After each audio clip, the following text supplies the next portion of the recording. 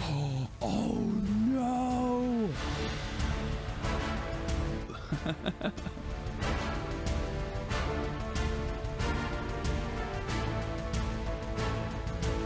And Colm has forward! The Allies control all 3 victory points. And here they come!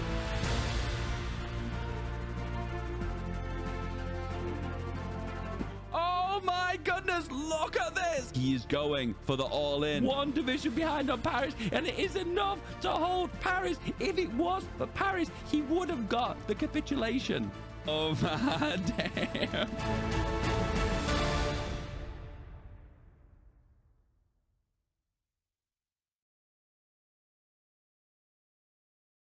Ladies and gentlemen, boys and girls, we are here. Hello, hello, hello. How are we all feeling today? How are we doing? Welcome back to another Feedback Gaming World War Arena. This is week 3, and we have 8 players. We began with 32, now we're down to 8 players who have progressed through the qualifying stages, winning at least 2 games, but some of them played best of 3. So we've actually got players here that may have actually played at least 6 games, if potentially their first game of the best of 3 was tied. So we have some significantly more experienced players than we've ever had before. Welcome. How are we doing? Let me know in the chat, lads. Is it a good day? Is it a bad day? Let me know how you're feeling. I'm feeling pretty good. Once again, I'm not really into this really high production value stuff, you know. I'm kind of into more of like ghetto streaming, where it's kind of all low key. I don't know, it feels a bit intense for me. How are we doing? So, first of all, let's take a little cheeky look at who is in this contest. Boom. So, here we have it. These are the full 32 players that originally entered the tournament. And if you look really closely, there's actually quite a few familiar faces. Let me bring up a big version of this.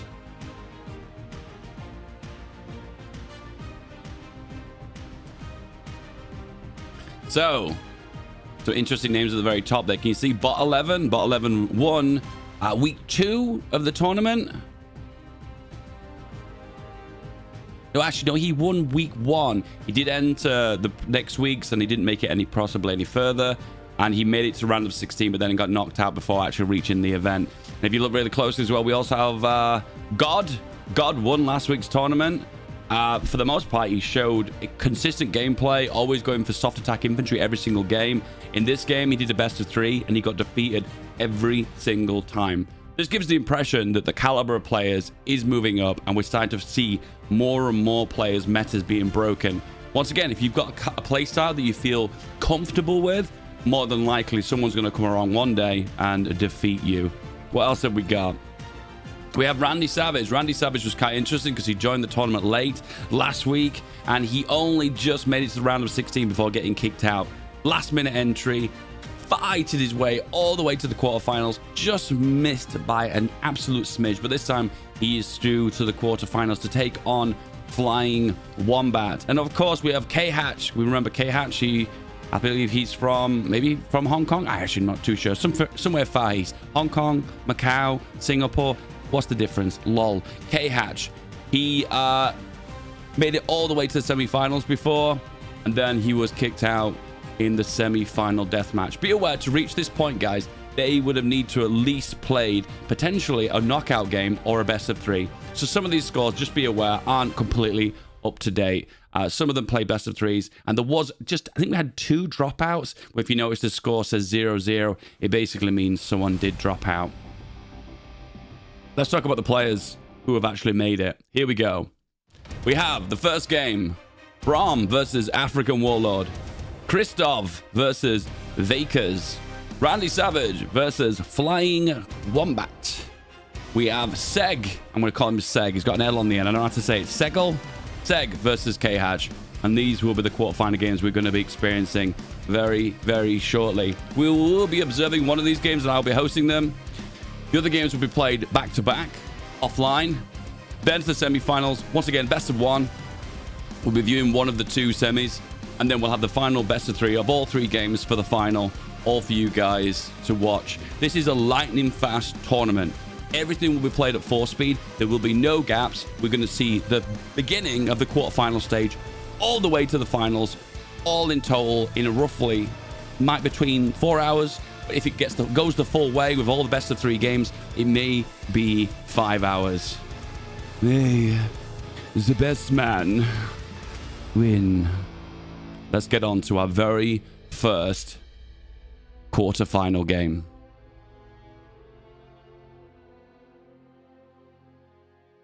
And the game we are going to be spectating is going to be Christoph and Vakers.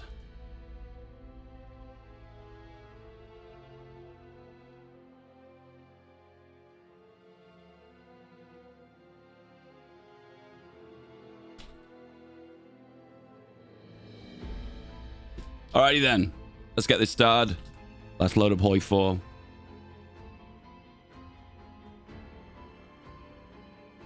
So we are currently using the Speed 5 1v1 competitive mod. MP mod. If you want the link is in the description. It is in the chat right now as well. I'd like to thank, I can't remember his full name. His full name was Admiral something. He gifted like 30 memberships yesterday, and he's fully funded the prize pool for this tournament. If you want to contribute to the prize pool, you can become a member by clicking on the join icon at the very bottom of the screen, or you can employ a super chat, which will be added to the total prize pool to fund future events. All of these events are completely coming out of my pocket. I'm not really making much money from these events. In fact, I'm not making any money from these events at the moment. And but if you want to contribute and get more of these events going, and if we get a consistent amount of attendance for these games, I will make more of them in future. Anyway, let's host our very first game. We are about to watch a game between Christoph and Vakers.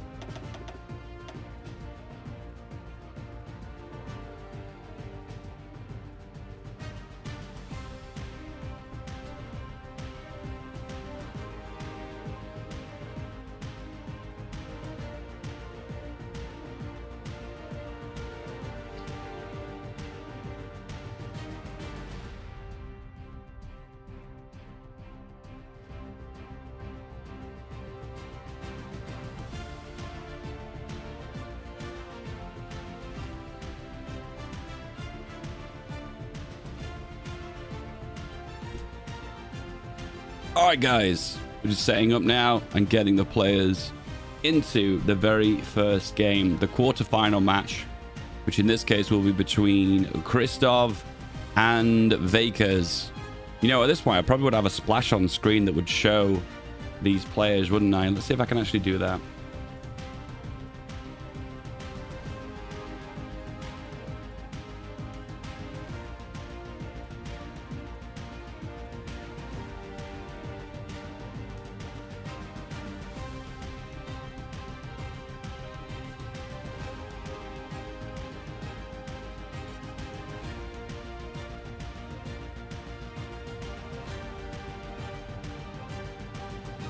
So this is a best of one between Christoph and Mr. Vakers.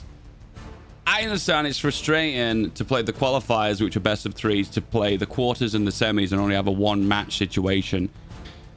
Unfortunately, that really sucks, but it is what it is. Unfortunately, we want to keep this tournament nice and defined and short, and the best way to do that is to blast through the semis and the quarters to do a best of three finals. That can be changed at any point, but I want the event to all happen on one day, which has happened up to today. If you are interested, by the way, in joining future tournaments, please join my Discord and keep an eye on the World War Arena chat, and it'll give you updates on how to participate in future World War Arena events. Be aware, this is a prize pool tournament of competitive Hearts of Iron 4. The winner will win $75, and the runner-up will win $25. So if you make it to the final, you have won, well, something.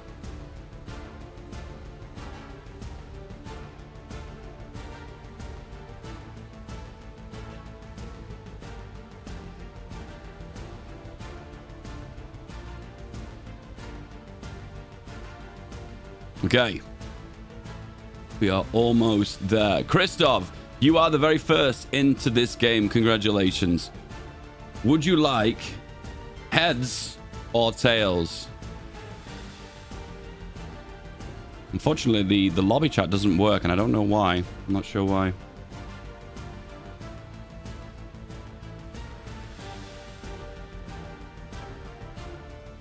Yeah, for some reason, the lobby chat doesn't work. I don't know why.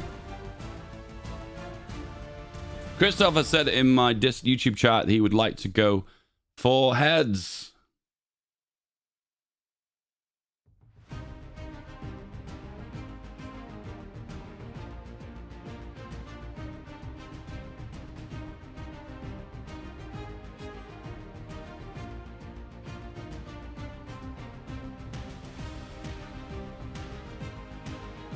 And it is heads. Congratulations, Christoph. Would you like to go allies or axis?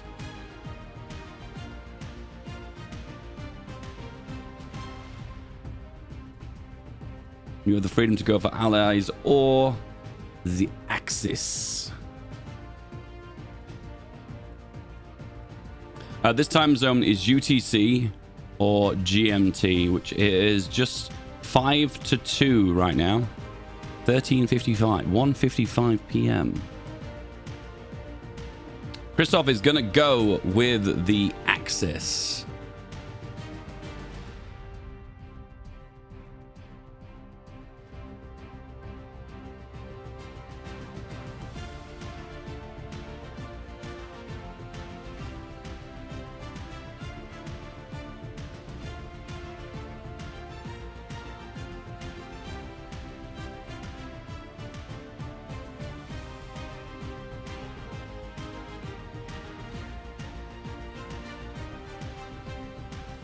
I think if I were to do this differently, I was going to do this differently, I need to speak in advance to the players who I'm going to play in the game. I've decided at the very last minute.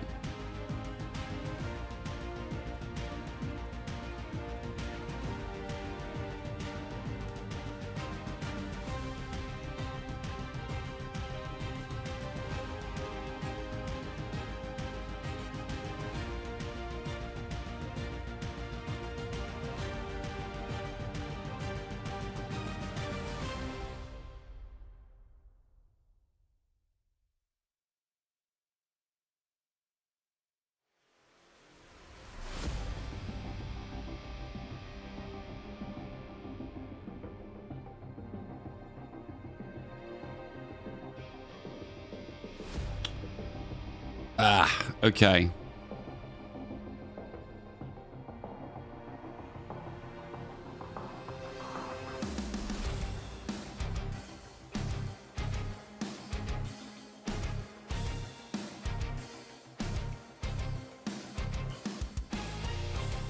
Okay, looks like we're gonna have to select someone else to attend for this game because it doesn't seem to be working. Yes. Okay, slight change of plans. Looks like the next game is going to be... All right, Christoph, I'm just going to kick you for the time being. Well, we're going to find some other players for this game. Well, he is coming.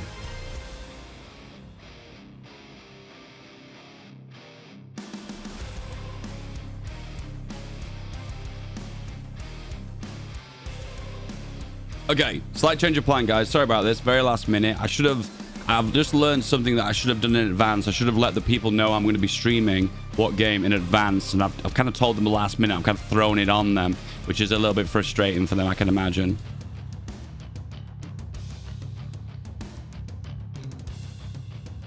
So, slight change of plans. We are now going to be broadcasting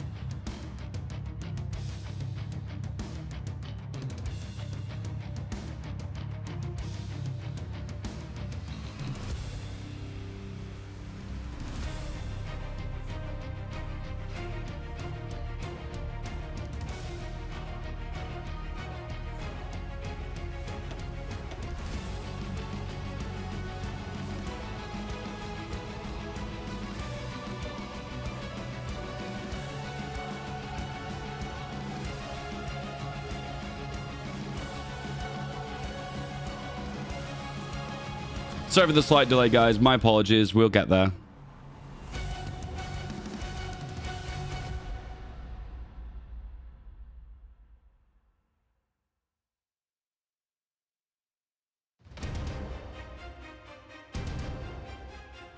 All right. We are back. Okay, just a reminder, very slight change of plans. It's not really a big deal.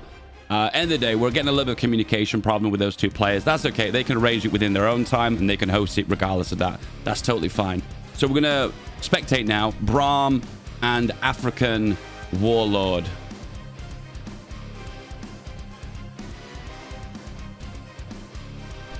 Every time I do these events, I always learn something new. And today I've learned something new that I need to tell players way in advance, maybe at least an hour, that their game will be the one I spectate. I messed up there. My mistake. I need to let them prepare themselves a little bit for it, because otherwise, if I throw it on them at the last minute, it's going to be difficult. That's all. Sorry for the last minute change.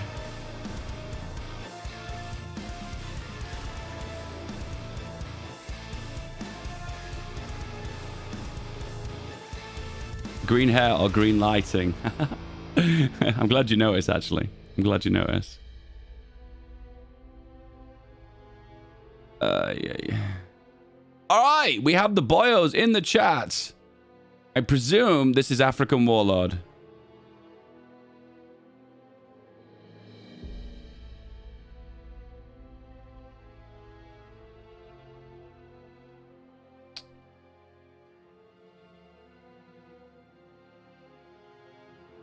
Sorry for the slight delay, guys. We will get there, I promise.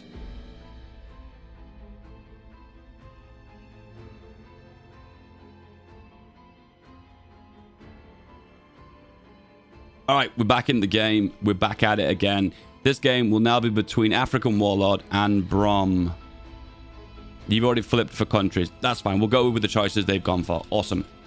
All right, guys. Sorry for the slight delay there. That was a little bit frustrating. My bad. But straight away, we're going to hop into this game. And we are going to play a spectacular game here between Braum and African Warlord. All right, we'll give these players just a little bit of time to set up, and we'll start observing them, and then we'll go from there. All right, this music is way too intense for what we're doing. Let's just tone it down a little bit.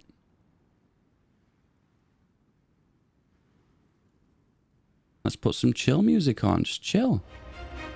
It's not chill.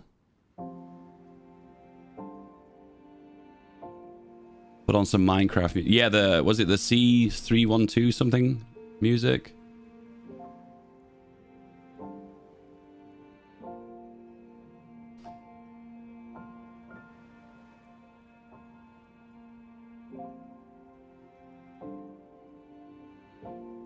Maybe if your girlfriend, Cosmic, is saying that you're playing too much HOI4, maybe you need to just look in the mirror and think to yourself, are you playing too much HOI4?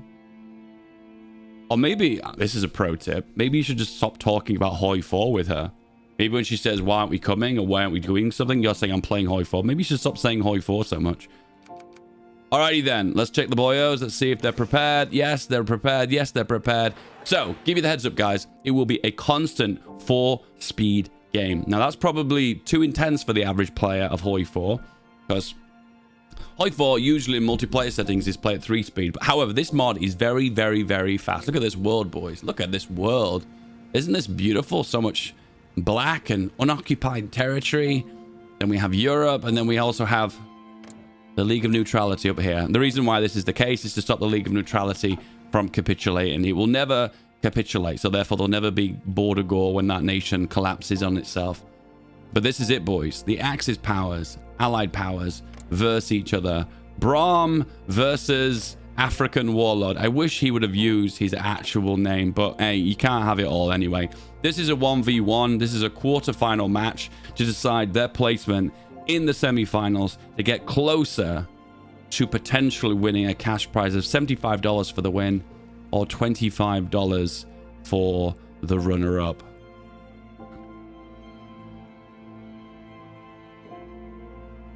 And here we go. From my understanding, I do remember African Warlord joining a previous tournament because I do recognize his name. However, I don't think he made it past the first qualifying rounds. Let's just take a cheeky look at the results for now. Up to now, anyway.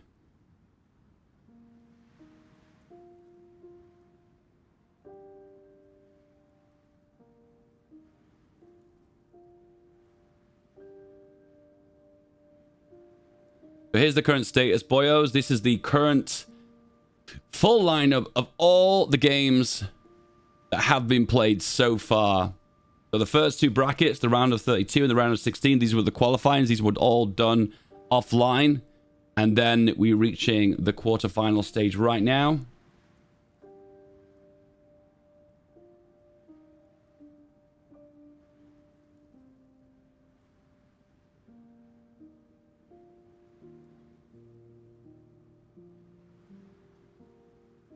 And the quarterfinals look exactly like this.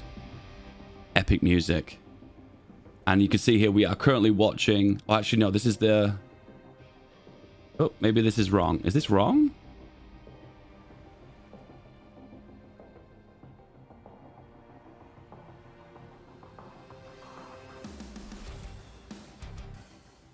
Okay, I don't know what's happened to the results there. That doesn't look right. 1 second.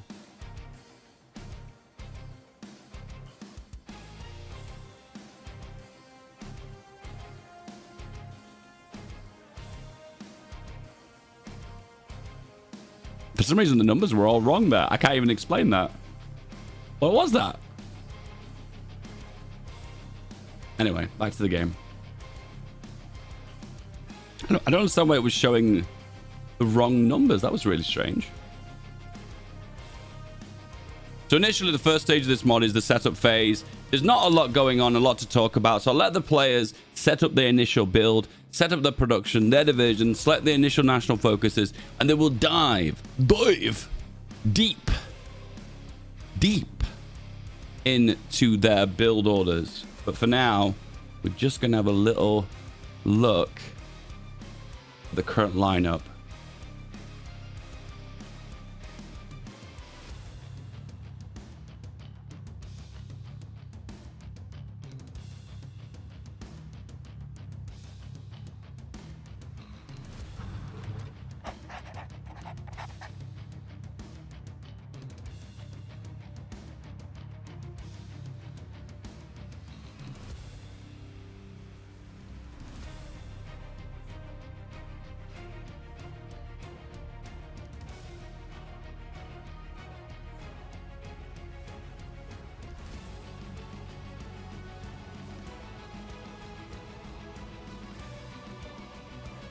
Okay, I don't know why, but one of my results screens is completely messed up. It's just not working right. I don't know why.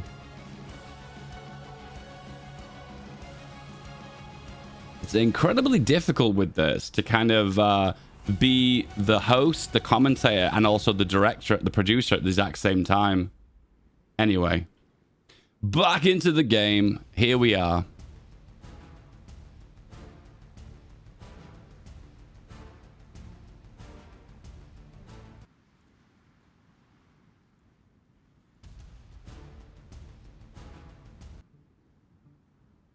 Let's have a little look. So first of all, we have the allied player, which is Brahm right now. He's focusing on the current meta of this mod, which is to focus primarily on military factories, getting those mills out, get them building, get your production going. And he's using those mills primarily to set up his infantry equipment, a little bit on artillery, anti-tank, surprising choice. Don't you see that very often? A little bit of support equipment. Motorized is always good for supply, and working on trains immediately. I support this decision so much. In this mod, I don't know why, but you see so many players with low supply. Trucks, trains, trucks, trains. Get that supply sorted and immediately work on it ASAP. Is he diverting from the normal protocol? No, he is making all the military factories. Straight up, research, survivability studies, and heavy machine guns. He is focusing on aircraft production to begin with. Is he going to make a plane? He hasn't got the XP for it, but he has hired the air experience guy. So that tells me he's going to focus on getting the political power out, making initial changes to the advisors. Air superiority is always a win. Also gaining air XP so he can make a more meta fighter aircraft. And the ones he's currently got with aren't very good. Hence the reason why you need to use the air XP to make the build that you need. Research-wise, he is working on a intel agency, and he is going for decryption. This is something we're seeing more and more recently, focusing on the conscription text. For the most part, when you play normal HOI4, taking advantage of these conscription texts is usually always not a good idea, because I feel like you put a lot of investment into it and some of the gains you get from it come out kind of slim. But because this is a 1v1, every single stat makes a big difference. And this is going to make a big difference in the very long run. When it comes down to research, we're working on industry, construction, anti-tank. Very interesting. This could suggest to me a kind of a attrition build, a dig-in build, where you kind of focusing on digging behind the Rhineland, holding victory points, and denying your opponent from making offensive pushes. And anti-tank is a really good way of denying those tanks. But the question is his opponent, African warlord, is the Africans going to be focusing on tank production? He is focusing on military factories, and he has going for the second tech. So their national focuses right now are mirrored. Agency, he has it, but he's not looking for any more further upgrades. This is good. This does suggest to me a naval invasion, because look here, if you look really closely, can you see this? Well, it actually doesn't show, but there is a big penalty for doing a naval invasion that doesn't have any intel. So if he was to do a naval invasion with a bit of an intel network, he would have a higher chance of landing, and he will be dealing more damage. The stats would translate to that. Production wise, what are we focusing on? Guns, artillery, support equipment, motorized. Okay, branching out a little bit more, but not as many different production rows. When it comes down to the designers, though, we're going to go for our army XP for speed. Speed, that's a really interesting one. Okay. So, okay, we're seeing a conflict of interest here. I feel like it looks like Brahm, from my perspective, is going for more of a dig-in, hold the key points, win in the long run with attrition and digging in. But it looks to me like we're focusing a little bit more heavily on speed, efficiency, damage, and early rush. Thank you for the gifted membership, Spug Life. I really appreciate that, my dude. Thank you so much. That goes towards funding future prize pools for future tournaments. You are a legend. I love you. Armored trains. I could not support this decision even more. So that's the reason why he's not focused on trains early. He's immediately gone for the armored trains. I support this decision so much. 3 mils for the rest of the game will be enough armored trains to work with. This implies a denial of air strategy, anti-air capabilities, and armored trains. Armored trains are fantastic at denying CAS and logistical strikes. So it is a really, really good choice in the long run. Tanks. Heavy tank chassis. So there is currently a build at the moment where if you do research the more advanced chassis, you will gain extra bonuses via national focus. It's going to be interesting if he sees if he goes for that path. He's focused on air, though. So it looks to me like ground power, tank power mixed with good, efficient air build. Is that what he's going for? It's hard to say. Once again, early game, guys, is very difficult to say. It's all to play for, and it is going to be interesting to see how these players, when they've done their industry focuses, what they're going to go from that point. Are we going to see the better air focus for the allies? Usually is the Canadian First Army, I believe. Could it be? Yo, thank you, Josh Laws. Thank you for the membership, bro. I appreciate that, dude. I'll go towards future prize pools for future tournaments. You are a legend. I love you. I'm trying to think of what the air build would be. The only air build for the allies that I'm aware of is the red pilots, making planes cheaper so you can mass produce them. But there is also air-land battle here, but this is mainly CAS. So it is a good combination of amount of planes you get, and then also how cheap planes get. When you make planes cheaper, you're kind of working towards a long game because you want to build as many planes as possible to get that critical mass and actually do damage with the air. But when you're given planes early, like a 200 CAS or 100 fighters, with that, you've got the power to do early rushes and do early maneuvers and go for the win early. I love the sticker. Those stickers need updating. Those are really old. Really, really old. Production-wise has not changed. Working on submarines, which is a little bit different. Having a little bit of naval supremacy goes a long way, and that's what he's focusing on. We have a fighter plane. He's calling it Fighter 2. Let's have a look at this boy. It is meta. That's what it is. This is what I would call the Tommy K plane. The plane that Tommy K accidentally invented by adding a single turret onto his fighter planes. Armor, self-sealing, engine 3, as well as light machine gun.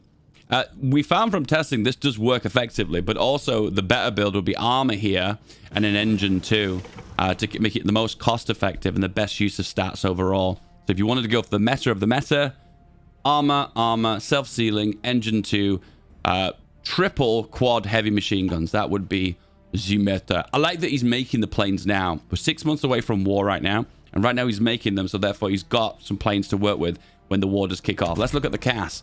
The CAS is all about ground attack. He's able to do a total of 31 ground attack. That's going to be so much ground attack. Is he going to be focusing on providing support for his troops, or is he going to do logistical strike? It's hard to say at this point. However, these planes do not have fighting capabilities. He's relying on his fighters to escort the close air support, because otherwise they will not be able to defend themselves. So this is a Speed 5 mod. This was used officially a part of the Speed 5 events. Maurice, thanks for the 5 gifted, my dude. I love you. Appreciate that, my dude. Thank you. Yeah, so this is the Speed 5 mod. The way it works is both players, after a 12-month period of cooldown, of peace and build-up. Thank you, Maurice. You're an absolute legend. Thank you for supporting the channel. That's going to go towards paying the prize pool for next week. Thank you so much, my dude. Guys, congratulations. There's going to be another World War Arena, and it will be next week because funded by you guys in the chat. Thank you so much, guys. Honestly, it's amazing. I'm only able to do these because you guys do fund them. So if you want more of them, you're doing the right thing. Anyway, countdown to war. 6 months, 12 months. When the 12 months is up, both nations will declare war on each other as well as on the League of Neutrality. Both push towards the key victory points, Amsterdam, Rhineland, and Hessen. The controller of the majority of those 3 states will win after an 18-month war period. You can also win if you do annex your opponent, capitulate them. That is another way of winning. That's a cheeky way of winning. We have a choice, and he has gone for the US Army. Overwhelmingly firepower. Is he going to go for the 12th Army, which is a focus on hell on wheels? Gains you a big armored division. However, the tanks aren't very good. However, you can make them a lot better by going for the medium tank and getting the actual proper Sherman model. And it's a good model tank too. This is great because it gives free artillery, makes infantry really strong. And it also is a good focus towards getting a little bit of casting, adding to your planes overall. It's a good combination of tanks and infantry attacking abilities and overall winning that long war with infantry. Where the right path is a focus towards a marine build, tactical bombers, and amphibious. Not really built for this map, so it does look like this is the classic US 12th Army group build. What have we got going on here? Production is all pretty much the same. And now we're looking at the Axis player. This is the African warlord himself. Armored trains. I support that. What do we have here? What do we have here? We have a medium anti-air tank. And he's gone for the awful one-man turret.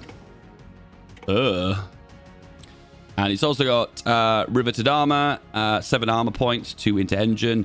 Slow, steady, wins the race. To be fair, at this point, there's no point making anti-air. If you're going to include these in your divisions, the truth is you're going to down every plane possibility. This is looking bad for Brahm because he's going for a very heavy air build where the Axis player, African Warlord, is focusing a lot of anti-air capabilities. But it could be a trick. It might be give the illusion that he's actually going for a heavy air build. But in actual fact, he might not even be touching air that much. I'll buy all the DLCs just to play the tournament. What a lad. The two main strategies that seem to be quite effective is the early push, where you're trying to dominate your opponent as early as possible, because you can see that they're playing kind of a long game. They're trying to get critical mass of fighters. They're trying to build up loads of factories. They're trying to dig in as much as possible. You see that and you're like, you know what? I'm not going to give you an opportunity to build up. Bam, bam, bam, wham, bam, thank you, man. Capitulated, or dominate the battlefield, so therefore they can't build up enough. And the second strategy is the opposite of that. It's kind of like turtling, which is referred to like in Age of Empires or StarCraft, where you build up heavily, you dig into the victory points, and you go for a long win based on production and firepower and going for that overall long game. The German player, the African Warlord, has gone for Panzer Group West. Once again, another popular path. Why? Because it gives a lot of everything. Gives you an amazing Tiger tank division. This tank is very, very, very good. However, it's very difficult to resupply tanks into this division because the tank individual cost is very high. So when this division takes a beating, unfortunately, it's kind of difficult for it to recover if it does lose too many tanks. Supply reduction, fuel reduction, amazing for the tanks. Two small 15-width motorized divisions, which is fantastic for grabbing the victory points really, really quickly. Cheap planes, overall, defensive measures for entrenchment, engineers too, and also a bunch of free equipment as well, which is also sweet too. It looks like we've almost seen two players select a very similar build. It's focusing towards a tank division that's going to do most of the damage, but on the back of it, Brum is going. Brum. Is it Brum? I'm not sure. Brum. Barum. Am I saying it right? I don't even know. I went with Brom. That was the one I went with. He's focusing very heavily on air. It looks maybe the tank isn't going to be the main part of his strategy. It looks like planes are going to be the main dominating force with tank on the side that he gets through the focus tree. Hey, but why not both? Why not both? What do we have here? We have some naval invasions planned. One landing in the south of Rotterdam and very in the north too. Very strange place to land here, but it's hard to tell really with these naval invasions where he's going to be landing in total, because sometimes if you land here, you can like grab here, here, here, and here, and here as well. But it looks like this is the key one to hold, because that can deny that strait, and also grabbing Amsterdam because it's locked behind the river and you have to push into urban. It's very difficult to break. There's usually a lot of action around this area, not so much here because this is on the Rhine of the Allies, so the Allies secure this one, and not so much for Hessen too, because Frankfurt is on the side of the Axis. So most of the action does technically happen here. Also because look at all these planes too. If there is going to be some tank action, it is going to be happening in the northern plains of Netherlands as well as northwest Germany. The air-land battle. I love this. Smoke and Ashes is awesome because it gives you free artillery. Congratulations, you've now got artillery on all of your infantry, giving loads of soft attack, giving lots of attack capabilities. If you notice that a player is focusing heavily on tanks, just tanks and nothing else, their infantry may be weak. In that case, if you push across the entirety of the front line, the other player might not have the micro to keep up with you, and because you're pushing on all fronts with so much soft attack, you eventually will break them and whittle them down to nothing. Next game, we should do a co-op MP. I've thought about that, but unfortunately we'll double the amount of players part of the tournament, and I don't think I can micromanage that many people. That would be pretty tricky for me. Unless you want to nominate yourself to be a helper. I'm still struggling to find helpers recently. 40 days before the war does commence.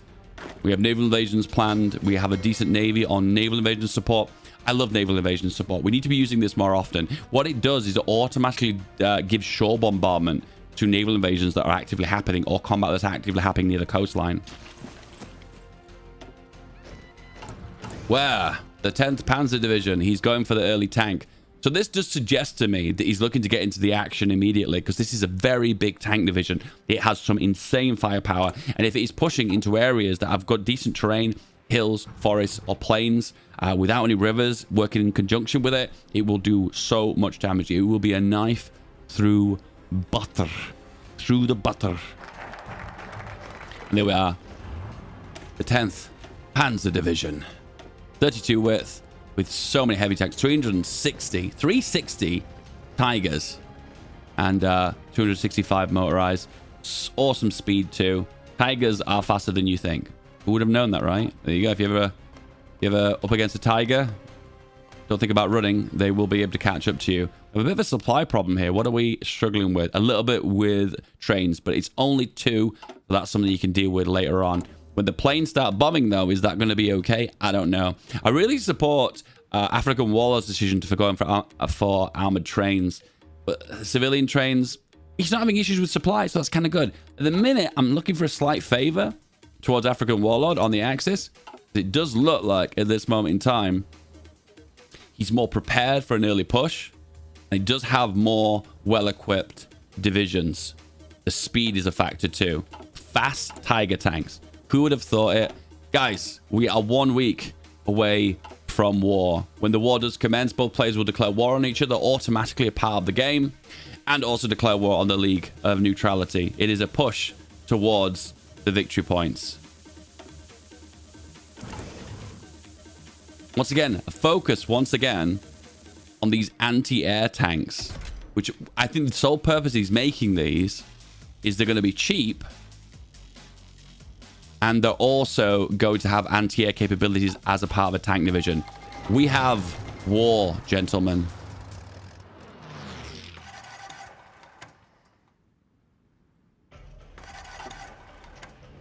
Initial push out for the Axis across the entirety of the front line. No focus on naval activities. The ships are in port. Oh, but they are strike forcing to project naval power. Straight away, the first victory point has been sealed for the Axis, and it is Amsterdam, and it was sealed by the big fat tank division.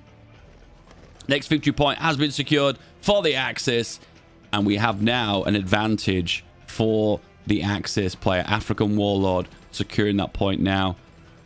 We have a push in the center, and the Rhineland is secured by the Allies, you can see, to 1 of 3. Oh, hang on. No, Frankfurt has been taken back. Okay. That's a very ballsy move, but it's a very difficult location to hold here. And immediately he's pushing in with his infantry. And the infantry are decent. They're decent. They've got good soft attack. It's going to work for him. It's also got engineers too. It's not really going to help in this situation, but it is making an impact. And it does look like he is actually going to hold Frankfurt. But for how long? That's the question. The infantry's working with it in a minute. Oh, hang on a second. This infantry is a lot more expensive. Now, this is worrying because this infantry division might have more fighting capabilities. But the downside to this is he can't make as many of them for the front line. So if he gets gaps in the front line, he's going to be in situations where he's in a desperate point. This is a regular location that not a lot of action happens in the game. Is it Württemberg? Am I saying that right? A lot of players don't push into this region. 1, because there's not really much to gain. And 2, it's difficult terrain to fight over. We've got rivers, 2 big ones too. Urban, forest, hills, mountains. It's difficult points to pick. Usually if you're desperate and you don't know where to push, that's where you kind of go through when you are desperate. Frankfurt still holding for the Allies, surprisingly. Is air making the difference? Oh, it really is. It really, really is. This is insane cast damage. Battles might look like he's initially winning when the Germans make a counterattack, but when the CAS arrive, oh, that CAS damage is just too much. Hitting and striking those infantry divisions behind the front line. This is not good for the German player, and he needs to keep this CAS down, otherwise he's going to be in a bit of a pickle. We are reaching at least 200 planes, at least at this point. It's enough to make an actual difference. Axis, currently, the focus. He is making planes now. Is it too little, too late? How is the plane? It is the meta. He must have heard me. This is the best possible plane that you can make in about 1939, 1940.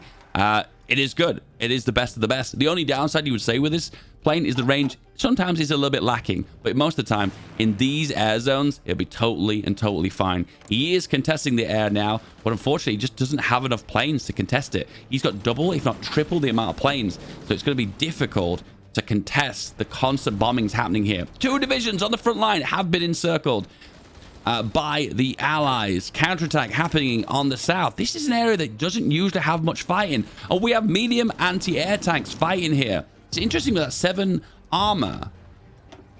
What the implications of that is, to be fair, it's just not enough armor, in my opinion, to actually make a difference. He's focused on a cheap anti-air tank just to have anti-air capabilities. I support the anti-air, but I'm not really sure I support the amount of armor. Because the piercing on this, what's the piercing? I can't even see with the piercing. 44. Okay, so those medium anti-air tanks, they pierce easily. Why? Because the infantry division for the Allies is so unbelievably strong. We have more naval invasions planned here, but they're not executing. And I wonder if there's just a lack of naval supremacy. There is. He needs 50%. He's currently at 46%. Just the strike force projecting of the Axis is causing a problem. And because of that, he's unable to activate that battle plan. But keeping it going is a good idea because eventually you might get enough by just pumping out enough submarines. A lot of combat happening here. This is usually a big hotspot for this kind of combat happening. Trying to retake Frankfurt here. It's not in a good position to do so, though. I would have thought that the German player would have more of a position to have more speed and more firepower early on. But it's not turned up into that way. The division is just strong overall. The big red one, big fat infantry for the allies. He's already got the big fat infantry. He doesn't need any more infantry. And what is going on here? So we have infantry equipment. We have pumping out the planes still. To be fair, I think the two big factors here that's making a big difference for the allies is just that the size of this infantry division. So he has 14 of these, and they have lots and lots of artillery potential. And he's even got this one as well. Only one of these, though. Where is this boyo? Where is he? Oh, he's just deployed this one. This was the 20 width that he just deployed, the big red one. And now we're seeing pushes in the north by the allies here. Okay, this is a bad situation to be in. See, this is the issue I originally made you guys aware of. The allied player might have really strong divisions. Oh, and we've got an encirclement on Utrecht. We're not even going to attempt to pronounce that. Utrecht. That's the best you're going to get. Nice try, Dave. 2 encirclements, pushing for the Hague 2 and Rotterdam. 2 more further encircled. This is a weak front line to begin with. It's just getting worse now. It did look like, for a very brief moment, that the very thin front line of the Allies with its big fat infantry division was in a position to get encircled, but it looked like the Hell on Wheels is dead. The Hell on Wheels is now dead. The Antichrist has been defeated, and now we have reached Axis heaven. The tank division, is it still around? No! I missed that. I must have just missed that for a moment. The tank division have been defeated for both sides. I missed that. I must have not seen that for a moment. So right now, we're just raw infantry power versus raw infantry power. And the truth behind it is that favors the ally plane every single way. Full air superiority. These planes are not being used here because this area not even being contested. And then infantry here. Oh, he's being a little bit ballsy here. This is... Oh, you see this every single game sometimes. You're like, I'm in a situation where I think I can win. Is this like France in HOI4? Can I just push further forward and make them surrender? But it's actually working, surprisingly. The air power is being used now. The bombing is just terrible. Terrible for the Axis. And the initial pushes just keep going, keep going, keep going. The Axis player is absolutely failing. The beauty, though, is the Axis player just have more divisions on the front line overall, which 20 divisions for the Allies versus the Axis is 23. It's not as many as I thought, actually. I would have thought because these divisions are so unbelievably big that there's been less equipment to go around, but it looks like they're in a good spot. I guess it just shows with losing 5 divisions here, losing another one here, they were an advantage of like 5 to 10 extra divisions, but that advantage has now been lost. We're seeing a bit of a counterattack in the south, but it's not really adding up to anything. These are the only 2 divisions he's got that are actually worthwhile, these 2 motorized, but they're unable to break through, and it is making a further break in the north. Right now, the timer is ticking down, but overall, it is 3 states controlled by the Allies. How will the Axis come back in this situation is incredibly difficult. Supply situation surprisingly is looking good. Is he training any more tanks? He's not. The planes are being used in a bit of an awkward fashion. You just want to, if you can't micro your planes, guys, and you haven't got the APM for it, just assign it onto your general, and that'll be totally fine. Infantry. Oh dear. There's a few of these, but I think they're low on anti-tanks. Oh, he has actually got enough of these, surprisingly. But once again, the biggest issue with this anti-tank, medium tank that he's made is just not enough armor on it. And once again, going for the one here that reduces soft attack and hard attack is just not a good idea. In this case, just go for the one-man turret if you want to make it cheap. There's no point going for this one. It's just pointless. You lose too many stats. Clear break in the north here. I think that is the final death blow. Losing divisions. We're down from 20, down to 16 now. How many divisions has the Allies got? 20. So, okay, for the most part, the Allies player is losing too, but he keeps maintaining the attack. He keeps pushing at every possible opportunity. And look at this. It doesn't even look like a pretty division. 21 combat width, but it's got anti-tank capabilities. The engineers are probably not helping that much, but I suppose they're giving speed moving over rivers, I suppose. And the soft attack is incredibly high. He smells blood. Braum smells blood, and he is going for the throat. He's going for the kill. We have a pause. Have we got someone tapped out? That's right. Unfortunately, African Warlord has tapped out. African Warlord has been defeated. Braum is the winner of this game. GG in the chat, boys.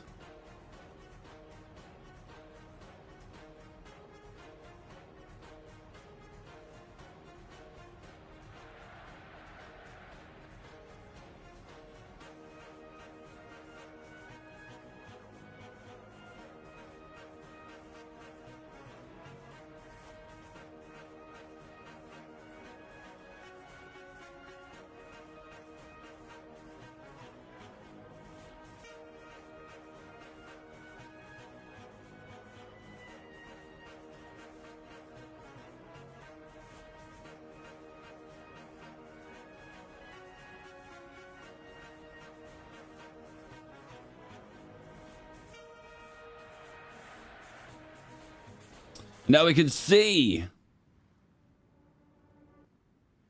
Braum is through to the semi-finals. We're waiting on Christoph and Vaker's game. Randy Savage and Flying Wombat are currently playing, and Seg and K-Hatch are also currently playing. We're currently waiting for the results for them before we progress on to the next semi-final game.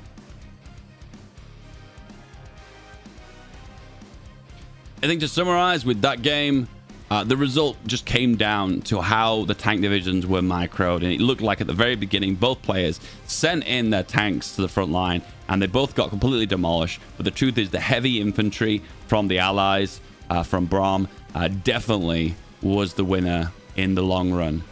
Congrats to Braum, commiseration to African Warlord.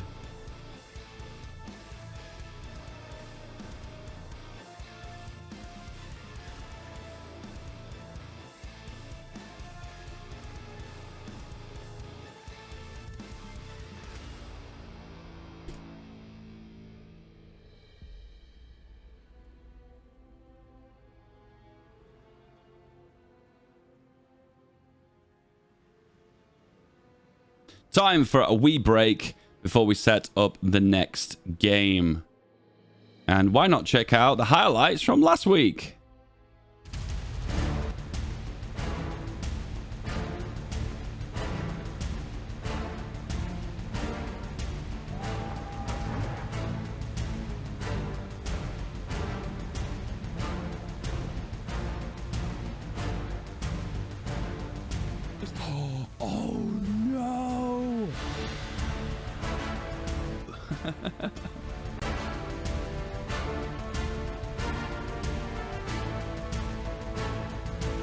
And Colm has forward! The Allies control all 3 victory points. And here they come!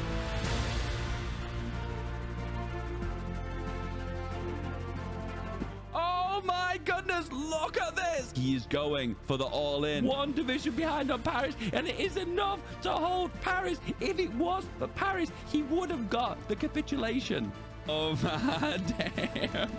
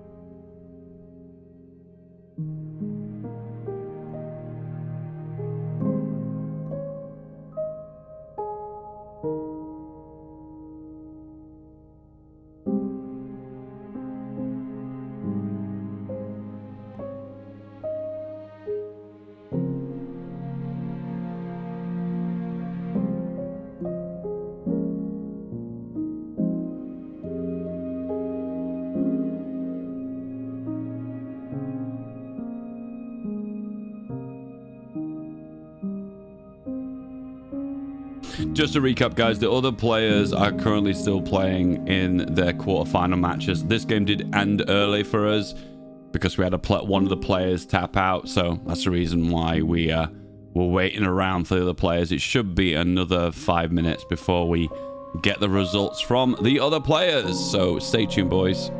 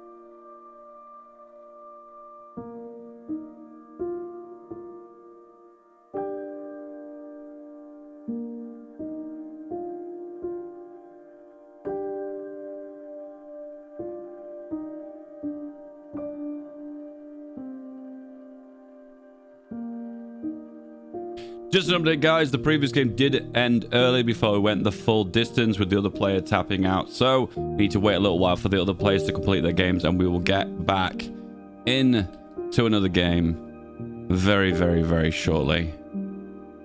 Hold tight. I love you.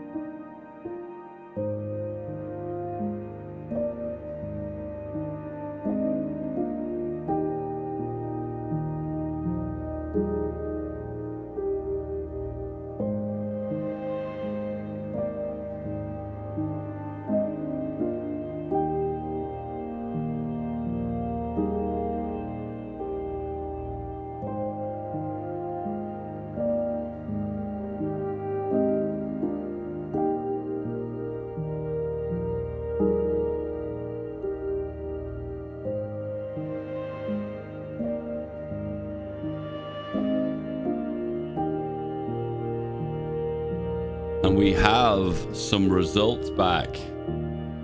The results.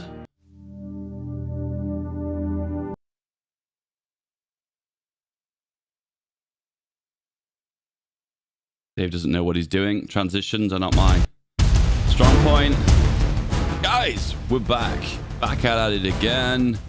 And we have a confirmation on the front lines. Unfortunately, Randy Savage has been defeated, and Flying Wombat is now through to his semi-final game. Oh, I'm devastated for Randy because once again, he was always so close to getting further in the tournament, then getting to a certain place and then just getting knocked out. He has gone one place further than he did do last week.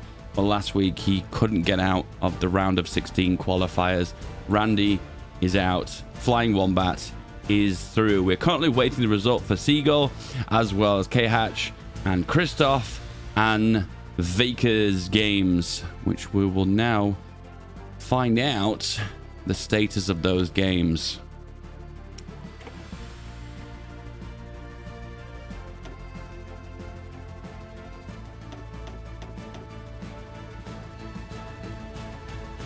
That's really strange. I just loaded up a game of HOI4. And I don't have a...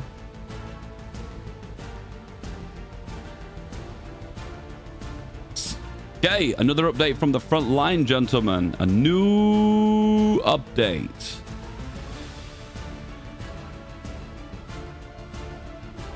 We have some fresh new scores. Seagull has defeated K-Hatch. The East Asian Juggernaut has been defeated.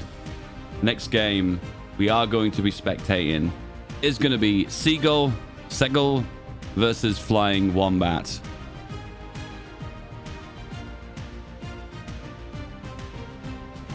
Stay tuned for the next game, which will be the semi-finals between Flying Wombat and Mr. Seagull. The semi-finals.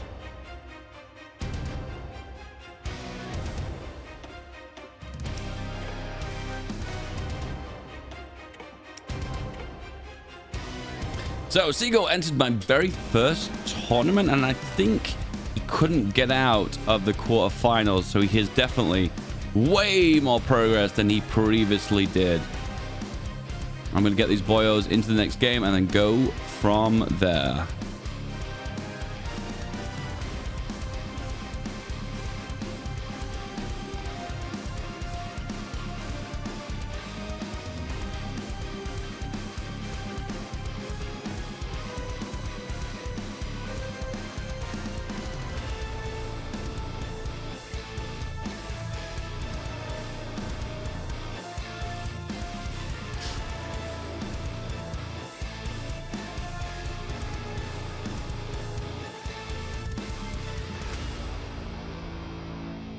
Vakers has been defeated.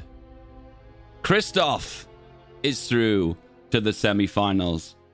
Brom versus Christoph in the semis. And the next semi-final game we're going to be spectating is Flying Wombat versus Seagull. The K-Hatch has been defeated. And the Vakers have been defeated. The next game is coming up right about now.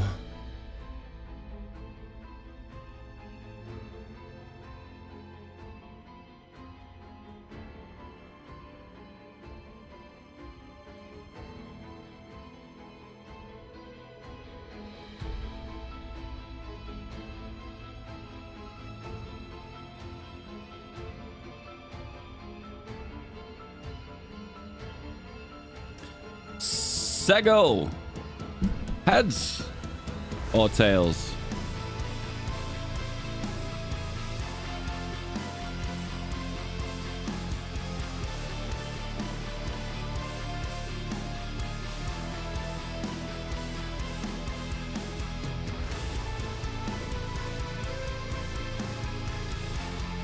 Seagull has gone for heads. And he has got heads. Allies or Axis?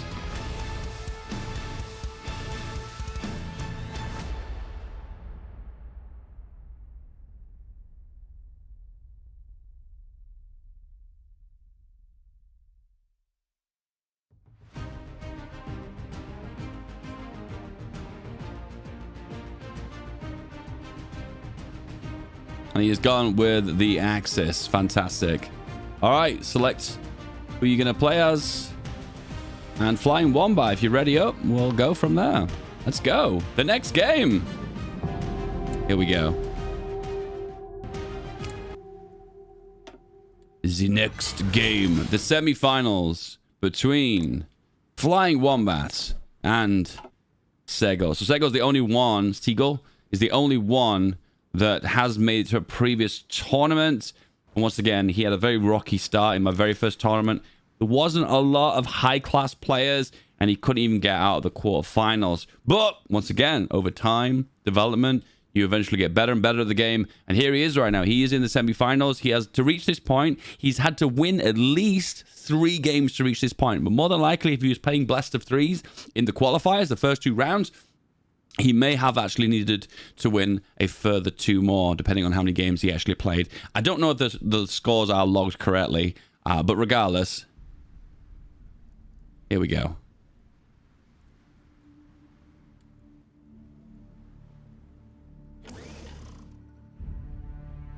All right, we'll let the players initially set up, do their initial clicks, and then go from there.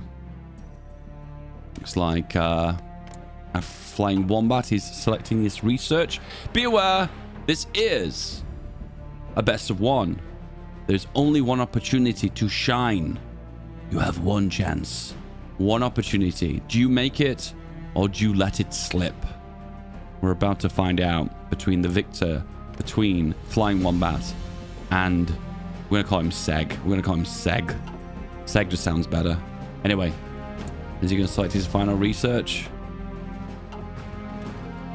No. Yes. No. He's not really certain. The APM is not the strong one with Flying Wombat. Not giving me the most confidence, boys. And here he goes. Segos, like, oh, I know what he's doing. Oh, never mind. Never mind. I just realized what he was doing. Okay, I realized what he was doing there. He's doing a little classic HOI4 trick where you bank 30 days. I thought he wasn't ready, but he is actually ready. He's banking 30 days so he can switch it onto something else at some point. A classic HOI4 MP strategy. From my perspective, it isn't really much of an exploit. It gives you a slight advantage to get a little bit ahead of time on some of the equipment. But overall, it's such a small gain. And potentially, if you do it really badly too, you can actually miss out on lots of free research. So I'm always on the fence to root about that one and even say that's even a proper exploit.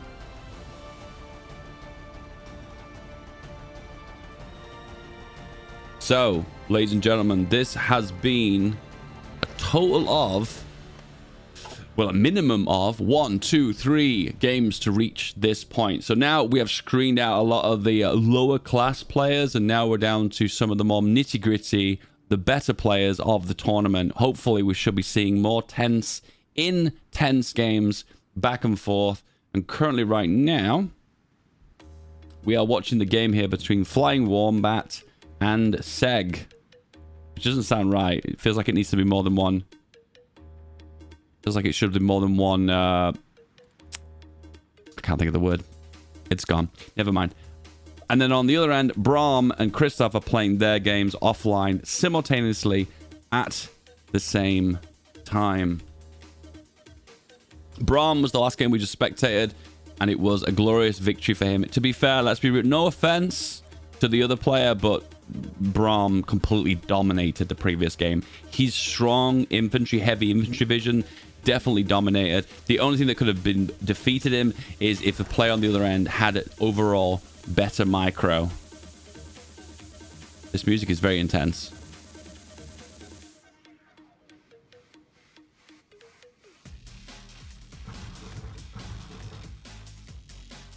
Oh, Randy Savage has just messaged me. He says, correction to the stream.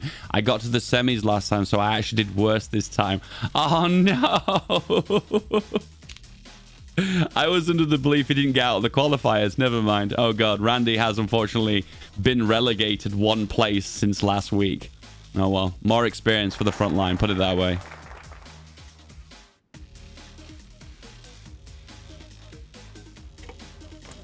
So look at the AI. What's the AI up to? The AI is not selecting a focus. Very foolish. Total mobilization. Closed economy. Making a civilian factory. But it does have a... Is it working on a spy network? No, there is no spy network. Good. Good times, boys. Good times. Oh, I'm not showing the game. Whoops.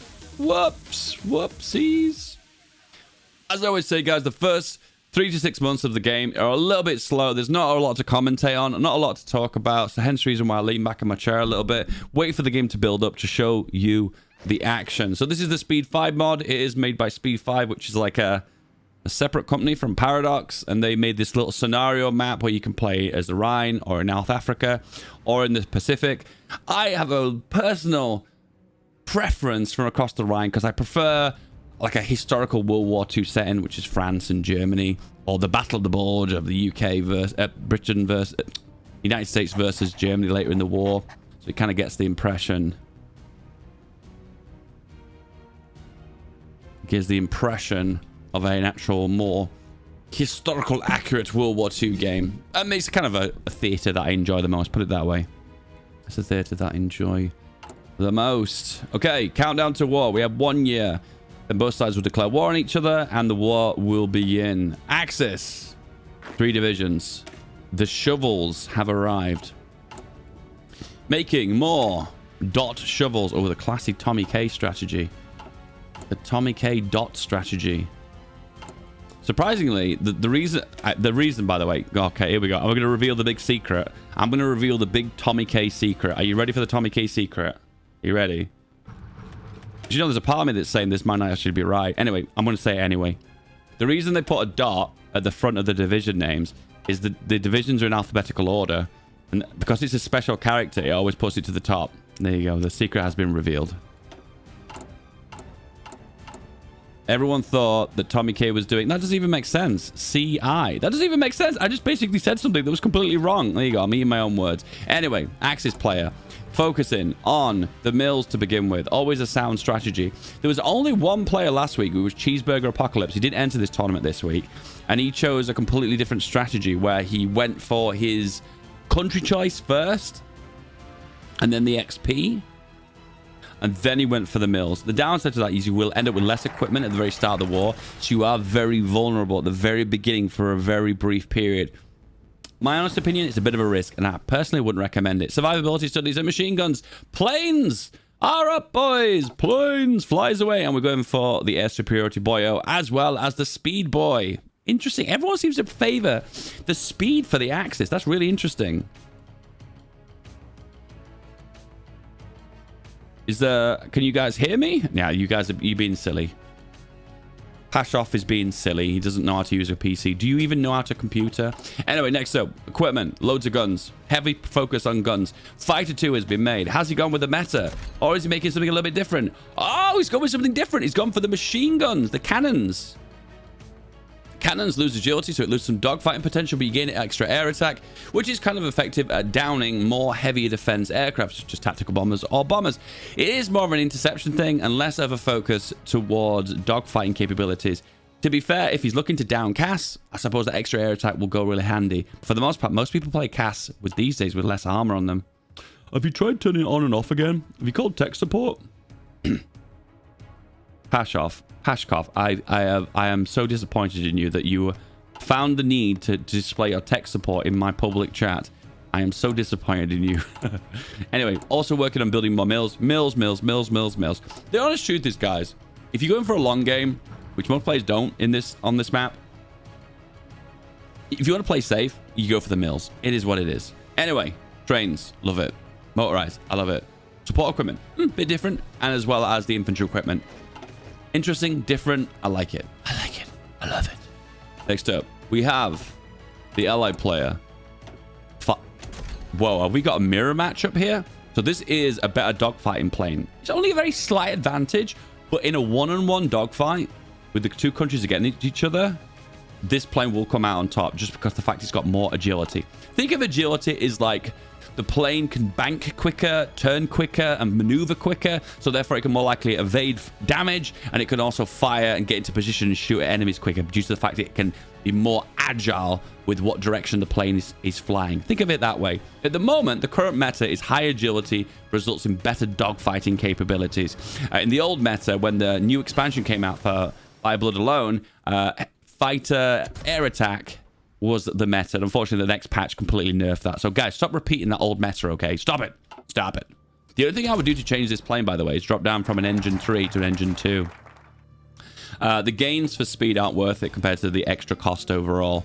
And overall, you can make this plane a lot cheaper. 2 production costs, which in all fairness, it's a slight discount on the 5% discount for the plane. Why not? There should be a system which doesn't allow players to watch this stream. Listen, you're causing trouble, Pashoff. Dude, doesn't matter. Don't worry about it. I will deal with stream snipers if that's the case. Listen, we don't create problems that don't exist, okay? So don't talk about stream sniping, okay? I need to make a command for that because people just were going on about that last week too much. Well, let's not talk about stream sniping, okay? Shh. 205 days left till war and a focus on military factories. Hence the reason why most of the time I don't like observing players in the very first 6 months of game time. I will only fix problems that exist. I will not be magically fixing problems that do not exist. Hence the reason why I'm not having a conversation about stream sniping. The problem is stream sniping is very difficult on this mod because you're currently playing 4 speed. There really isn't a lot of time to be able to watch a live stream and also play the game. Speed 4 on this mod is very, very, very fast. If you manage to have the massive micro of the Einstein brain to watch my stream with one eye and play the game on the other eye and hit all the button combinations, you deserve the win, okay? You've got a micro that's good enough, so kudos to you, okay? Axis, are we about to see the beginning of the strategy? Are we going to go for the stereotypical YMAC Panzer Group West? Sing me a song to fall asleep to. Auto-tune my voice then. I'd love to hear that, actually. And then we have the Allied player. Are we going to see a stereotypical Hell on Wheels US 12th Army Group? I'll admit, most of the builds we're seeing at the moment are very predictable. However, there is another path that's quite popular. The Soviet Expeditionary Force, they're going for the 5th Guard Tank Army, focusing towards heavy tanks. But we've noticed the tank meta has fallen out of fashion at the moment, and people are focusing more towards soft attack infantry. That's not to say there are some interesting shenanigans down here too with the Commonwealth. I think a lot of players aren't playing counter plays. We've got any spy agencies? Yes, we do. And is he able to see what he's going for? He is. And there we go. He's going to select his group now. The Axis player hasn't gone for the spy network. I think for the most part, that is a big disadvantage. I think there's a lot of power behind the agencies at the moment. And I think the secret to it is to not invest heavily into it, but just buy the first upgrade just to get that one spy. And I think any more than that is just too much. Yep, we are Germany. Germany has arrived. Production-wise is the same. Research, let's have a look. Oh, he's not picked any research yet. Maybe he's banking the 30 days again, maybe? Possibly.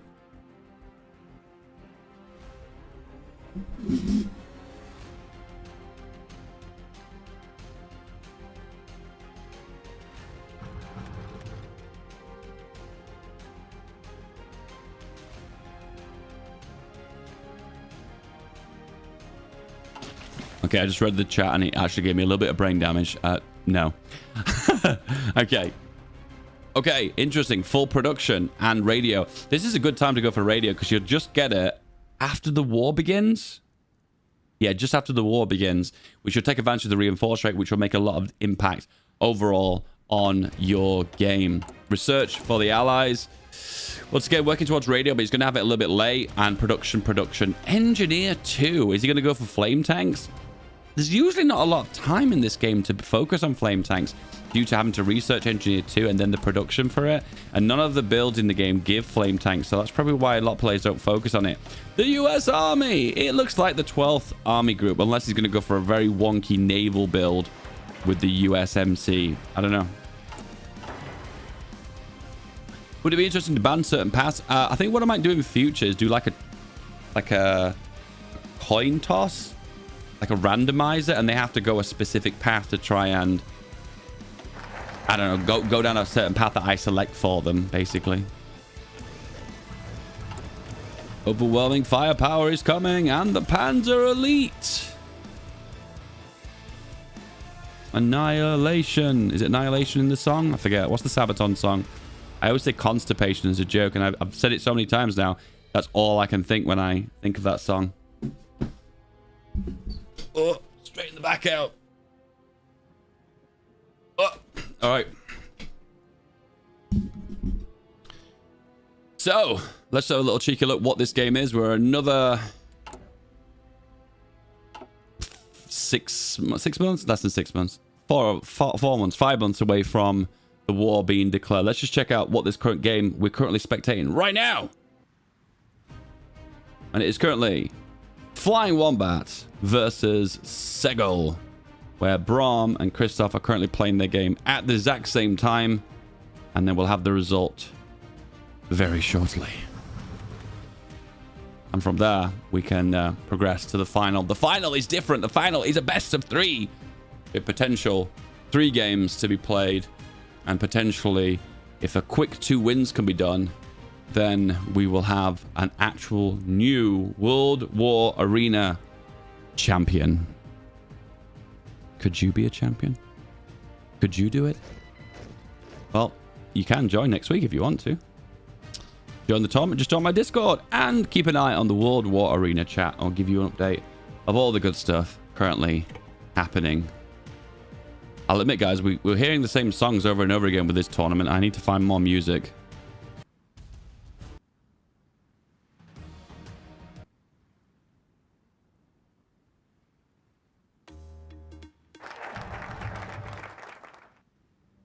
Let's go for some chill music. Okay, Panzer Elite is complete. Is he going to go for the 4th Army or Panzer Group West? He's going for... Shocked. Reaction. Thumbnail face. Panzer Group West. The tank division is irresistible, and most players cannot say no to it. Otherwise, you go for the cheap anti-air. Infantry. Fighters. Fighters are always good. Medium tanks cheaper. And the railway gun. This is kind of more of a, I'm going to crack open the front line and deny you air and dominate with air. Yeah, like the crack open of the railway gun, as well as the firepower of a medium tank, infantry, as well as air capabilities too. So this would give you the advantage in the air, and as well as denying potentially players who are digging in and trying to play a long game with the singing Dora, for instance. Use the in-game songs now. Meanwhile, the Allied player is going for adopt the Sherman. Oh! Okay. All right. Okay. This is good. So, Hell on Wheels is not very good. It's probably one of the weaker tank divisions in the game, even though it's so unbelievably big. The Panzer Group West one, as well as the 2nd Army Corps, are the best 2 tanks in the game. Hell on Wheels, unfortunately, is a bit rubbish. You get a bunch of medium tanks, but they suck. Unfortunately, they suck. So we need to find a way of building up that tank to make it more effective. And the one way you can do that is to adopt the Sherman. See, it gives you 50 medium tanks, basic ones. They're not very good. They're the crap ones. Okay, that's good. So you can reinforce more tanks when you lose them. It's always nice to do. And you also got the M3 Lee medium tank as well. Once again, not very good. Old tank. But if you then, after when you've done this research the Sherman straight afterwards, you will get the Sherman tank. And the Sherman is fantastic. Cast armor. Oh, it's got easy maintenance to make it cheaper. It's got a good gun on it. The stats are fantastic. I suppose the only downside to it is you've got to produce them yourself. So you can't really rush with this tank. You have to build up to it. See, this is the M3 Lee. It's just not very good, honestly, hand on heart. The breakthrough is terrible. Production cost is pretty okay, I guess. Nah, it's mid. It's very mid. Compared to the Heavy Tiger, it is very mid. He has modified it here, though, surprisingly. He's added on extra machine guns, extra ammunition storage, and he's got easy maintenance. Okay, the rest of it is pretty good. He's kind of geared it a little bit more towards firepower, which is interesting. And he's taken off a bunch of armor as well. That's an interesting choice. The production cost is cheaper. Oh, so he's mass producing these. That's interesting. I'm not against these strategies, by the way, guys. It's not always good to effectively work on stats. At the end of the day, if you want a tank to survive and make more of them and for it to prosper, you might be better off just mass producing them. Go for the classic Soviet Union T-34 strategy and just produce them in mass. Master of the tank. And this is the M3 Grant. Is he going to be researching the next tank? No. I've also heard that if you... This could be wrong, this. We're going to find this out in a second. That if you modify the tank before you get Hell on Wheels, it will consist of the new tank that you've made. But you think about it, why would he do that? Because he's made this tank cheaper and less overall effective. The stats aren't as good. What he's done, the key thing he's done here, this is important.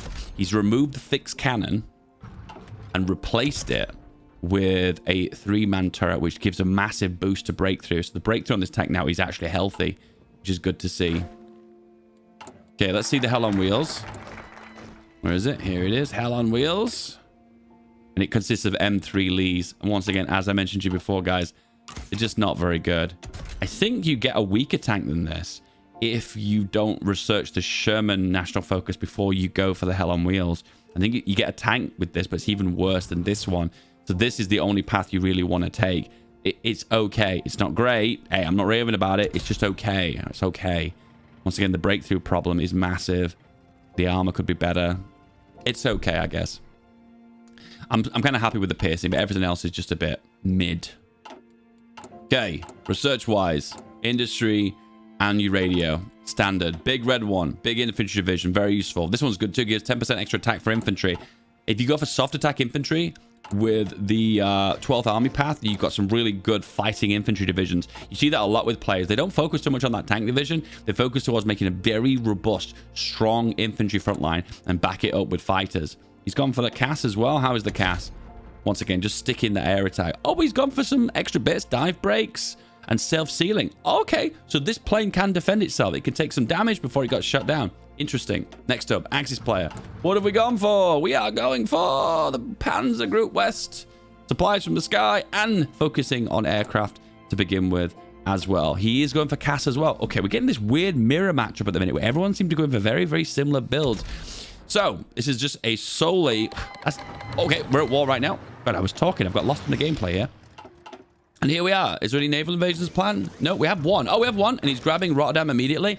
Okay, this is great. I like this. However, it's got to be a decent division to hold. And I think it will be okay. This is actually an okay division. And straight away, he denies it because this division has some good fighter power. But 9 divisions! He is not taking this lying down. He is going full on and pushing as hard as he can. This is a bad situation to be in right now. If he was smart, he'd move 1 division to the south and lock off this one here. But luckily, the Allied reinforcements are already arriving. Oh, he's pushed for Cologne, but he's taking it. However, he's now got it automatically encircled. Oh, and he's last standing. He's like, I am denying your ability to relieve this tank division. Oh, no, this is bad. This is so bad. It's in multiple combats, this tank division right now, and therefore it's taking a massive penalty for the amount of damage, but it's about to be relieved, and it is now defending the front line. And this is bad because right now that last stand seemed like a good idea at the time, but that last stand now is costing them so much equipment. They probably burnt so much manpower. They have 28,000 manpower has been lost without that very brief window when the war began. And that's because he last standed. He chose to last stand. And the result of that is he has lost loads and loads of manpower. And it's the reason why I don't usually last stand unless it's a incredibly desperate situation that I know I have to hold for, like losing a tank division. But any other time, I just don't care. So right now, we have a bit of salient going on here. A push out from the Allies. And the Axis player sees an opportunity to push in to try and go for the encirclement. But it's been widened once again. The Battle of the Bulge has failed. The Americans have held. Smoke and Ashes versus... What are we going for on the Allies? Axis, we're going for... Oh, he's going for the civvies. Interesting. So he doesn't care for any of these bonuses. He's just been like, you know what? At this point, I'm going to dig in. I'm going to play a long game. And I'll see if I can go for more of a late game booming strategy, I suppose. But he does not control the victory points. He only controls one, which is Frankfurt. The other one in the center is being deeply contested. But the one in the north, surprisingly, the one that sees the most action usually, is... seeing the most well, not a lot of action, put it that way, but the center here is seeing a lot of back and forth.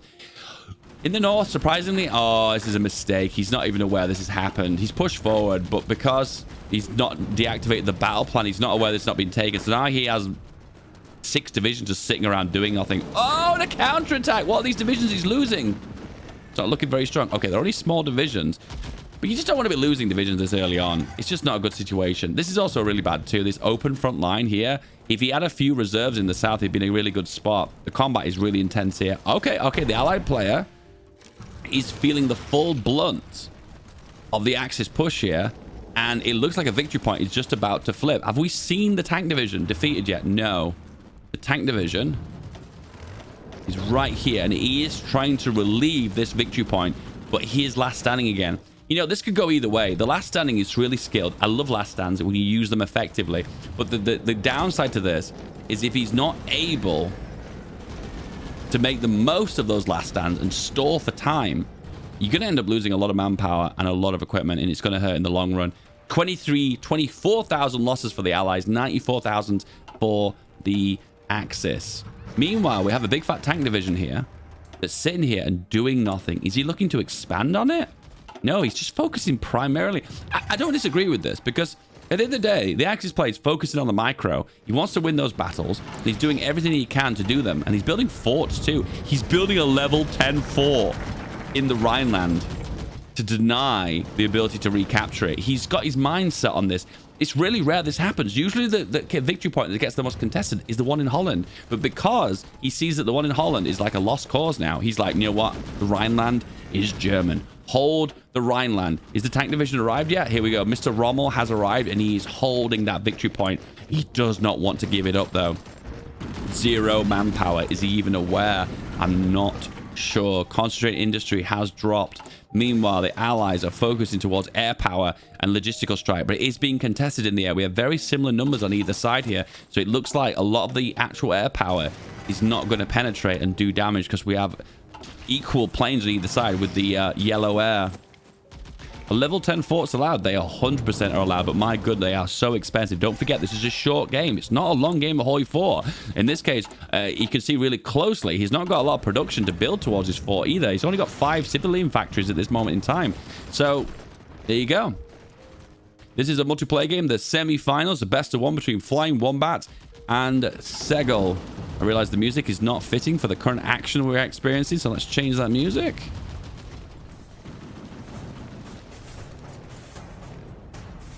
Once again, the action is all happening here. This is what he wants to do. The Allied player needs to get a wrap around the Rhineland, and then when he's got the full encirclement on it, he can bleed it of supply, and eventually he will take it, even if there's forts, even if he's dug in due to the urban.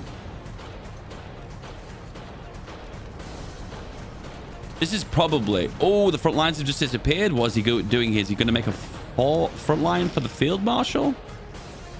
No, he's backed off a little bit here. What is the Allied plan here? He's still got manpower. He's still working on the tank. Is he working on the Sherman? No. Working on building another infantry division. The US infantry. Is this what it is? Infantry division 2? No, he's going with this one. Once again, if there's anything we've noticed with the current meta of this mod, is soft attack infantry seem to be doing the most damage. And if that is something the US player is looking to focus on, it's going to make a massive impact when he pushes back. The only downside is that these infantry divisions in the south are not making much of an impact. I think the secret to this war is not going to be won in the air. It's not going to be won in the Rhineland or Holland. It's actually going to be won in the south. Because right now, it does look like it has a big advantage to the Allies if a push was to happen. And it would cause the front line of the Axis player to elongate, therefore making it thinner, so it would be in a better position. Oh, he's heard me. He has heard me. He is pushing his troops over. He suspects there's going to be a reach around in the south, and then damage going to be dealt as he moves further southwards. Supply is getting stressed. Trains are taking a beating. 7 trains behind.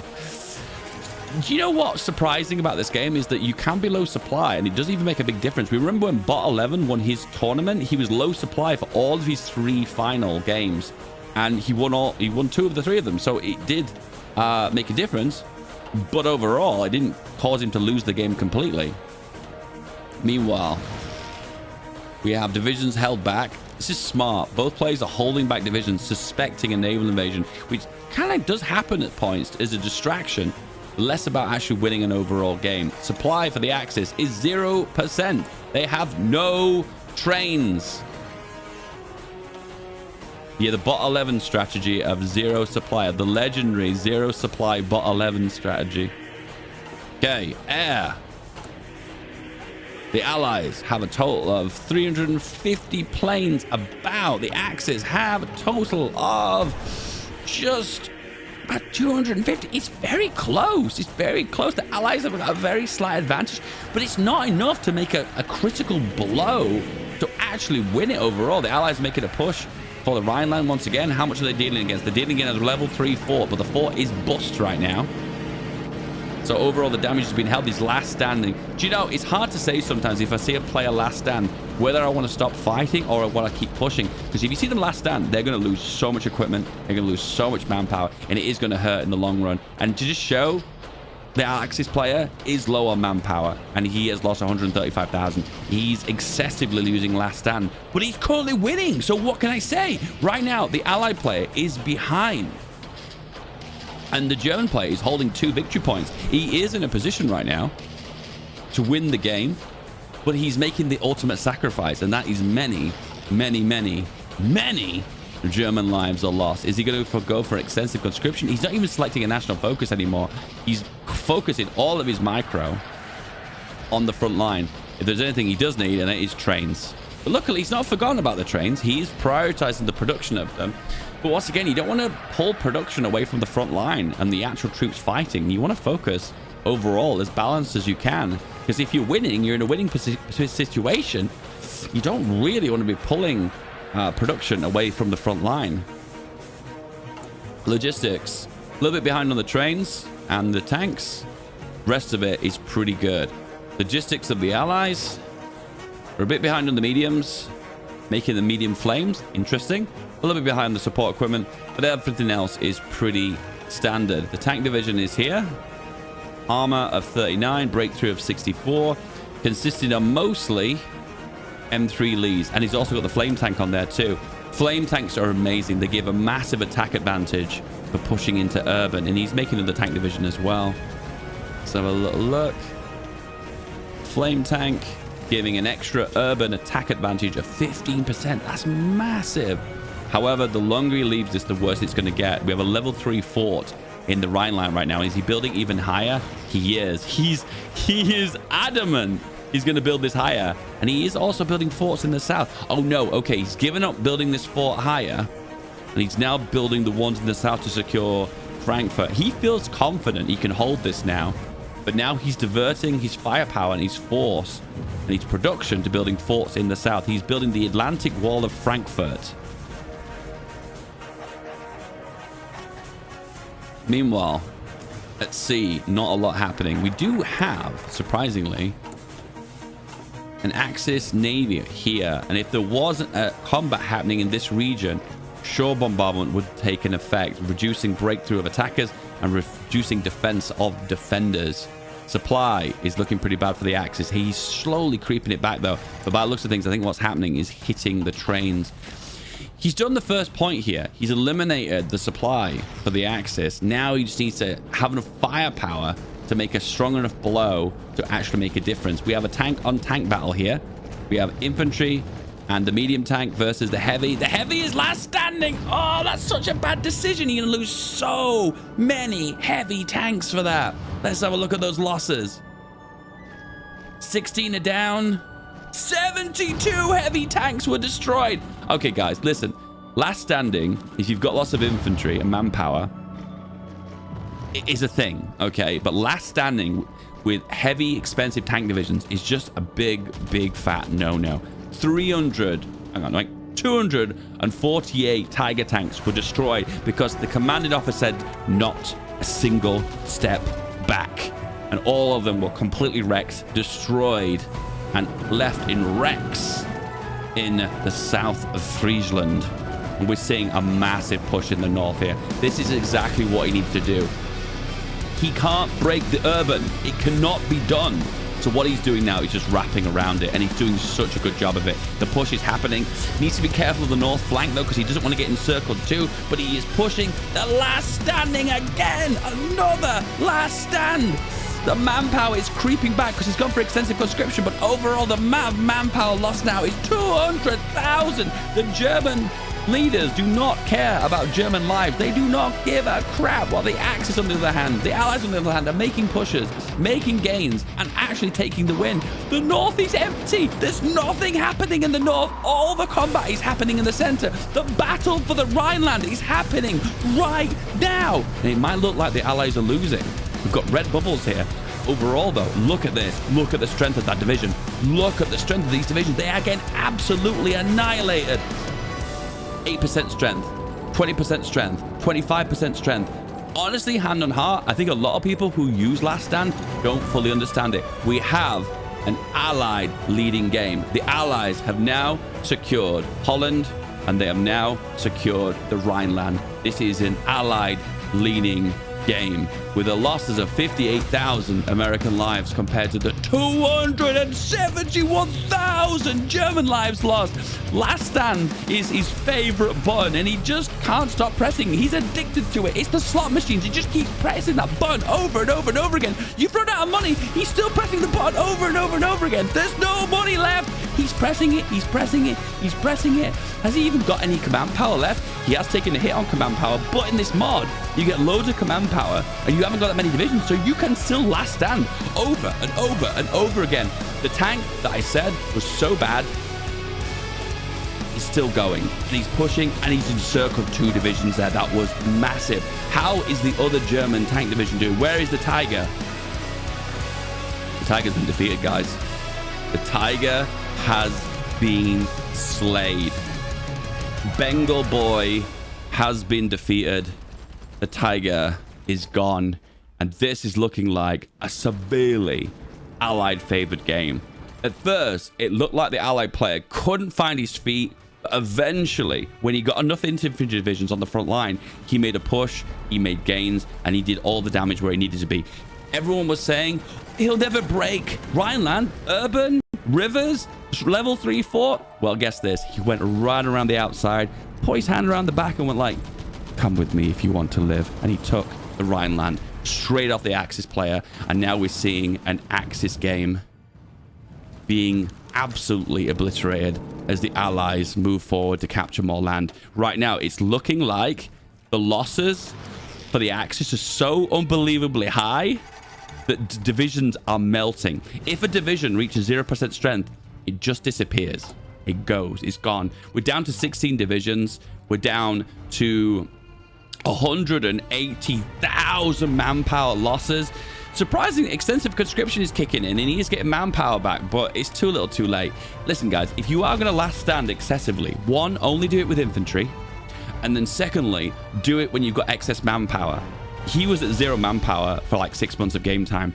It was just too much. He's making a push here with the motorized for the memes. Here he comes, trucking to Moscow, Luxembourg, pushing through, and the dream is over. The line has been cut. GG. I feel like right now the Allied player is playing with him. All 3 victory points are in the hands of the Americans. Flying Wombat is showing his skills here. Great use of planes. Production was on point. Use of that medium tank division, the shit medium tank division, the hell on wheels, which, all fairness, wasn't the greatest tank in the world. He's making the most of it, plus making the most of his infantry division. The production of this division is perfectly balanced, as all things should be, as a counterattack is happening in the center. It's weird that all the divisions are concentrated right in the middle. There's big gaps overall, but look at this. This is great in a way. This is great because what's happened here is you normally get greedy. This is a typical game. You get greedy, you keep pushing, and you're like, well, I'll just push anyway, and you'll stake across the map. But then at that point, you get encircled, and you're like, oh, counterattack's happening. But he's so certain that this is a win, and I want to make sure this is confidently a win. He makes a nice, solid front line, no battle planning, no messing around. He's saying, no. Come, if I snake you, I'm going to lose divisions. I don't want to snake. I don't want to lose divisions. So I'm just going to hold this front line, hold the center, and I'm going to let you burn yourself to death. Overall, what's this here? 10 divisions versus 1, and he's holding. He is holding. 10 boys versus 1 boy. 10 Germans versus 1 American. The American holds. American, land of the free. Here comes freedom, boys. Freedom rolling in. He's now making moves because the truth is this bottom front line, there's nothing happening here. So why not push in here? And the joy of closing this southern front is that now he can concentrate all the troops on the front line. So if he was to do a unified battle plan push, which he could, but he's decided not to do an offensive order, so he has no planning bonus. He's deciding to micro, which is a thing that smart players do. Microing is for smart players. And when he's got the concentrated forces, when he makes the push, it's going to do so much damage, it will just push him all the way back. Let's have a look at the division itself. The division's so bad. At the end of the day, one-on-one battle here. The Axis are definitely going to get defeated here. It's surprising.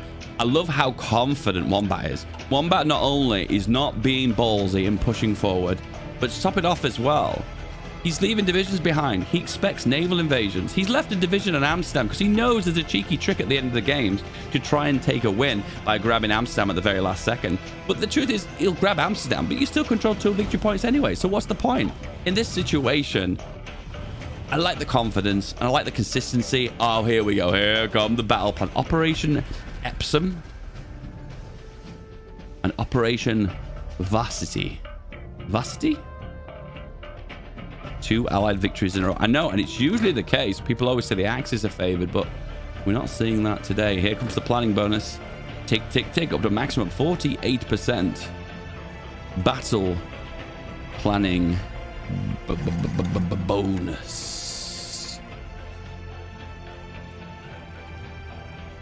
Are we still getting micro? It looks like he is. Yeah. Engineers, soft attack, passive bonuses. Production, making more infantry. Production is on point. It's amazing to see players who are able to micro consistently and then don't leave themselves in the position where they're occupied and exposed. I think the end of this game was decided was it right here? Right here in Friesland, where that Tiger tank last standard. That was the final blow. That was the blow with the turning point of the game. And that's where it really decided that the Allies were the victors. Oh, he's doing a pushback. Is he actually throwing in the towel here? Is this an inadvertently GG? Is he tapping out here? Ah! He's gone into the Führer bunker. The very last stand. Flying Wombat is not even aware what he's done. Is he? He's manually microing as well. He's not even battle planning, which just shows an overall good player, doesn't it? He's pushing forward a little bit right now. He's like, where have they gone? Oh no, I don't know what's happening now. The Elbe line.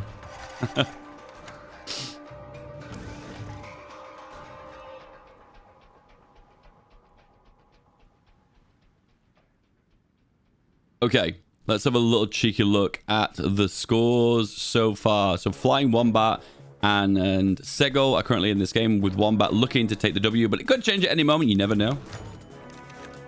Blood and Toil, war support. Why not? Spend that political power. Why not? And the other game that's currently happening at the same time is Christoph and Brahm's game.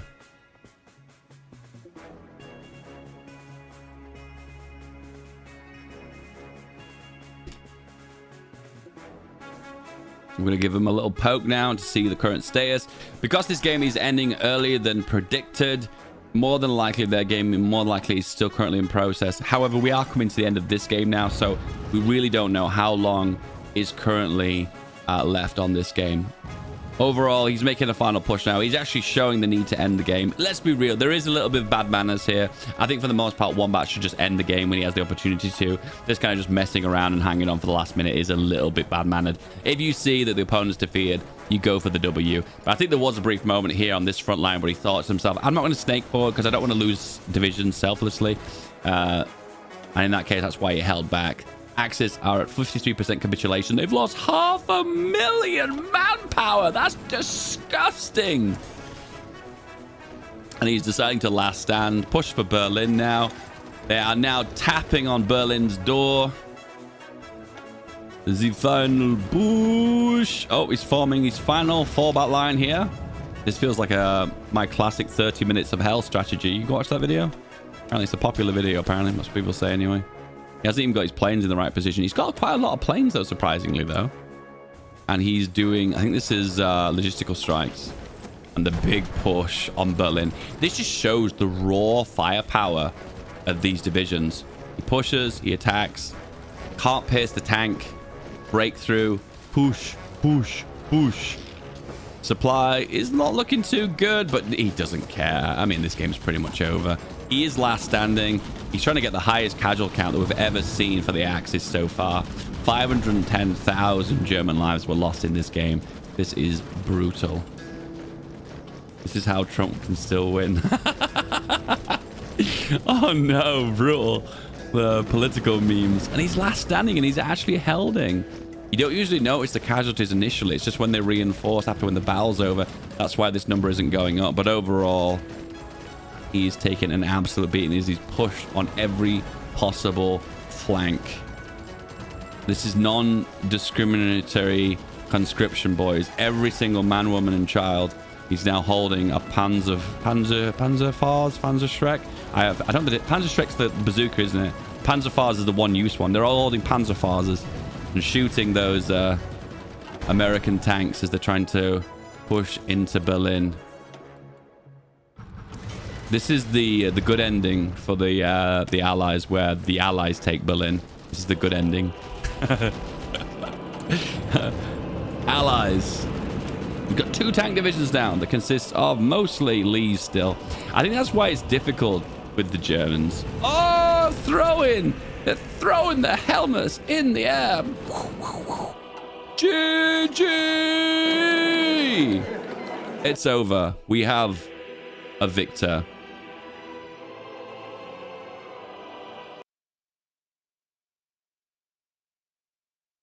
Winner, winner, chicken dinner. Flying Wombat won that incredibly, comfortably, moving his place into the final. GG!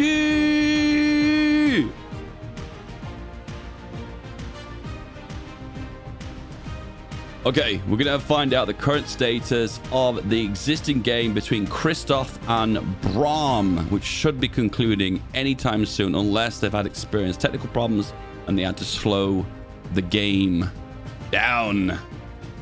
We'll find out very, very shortly.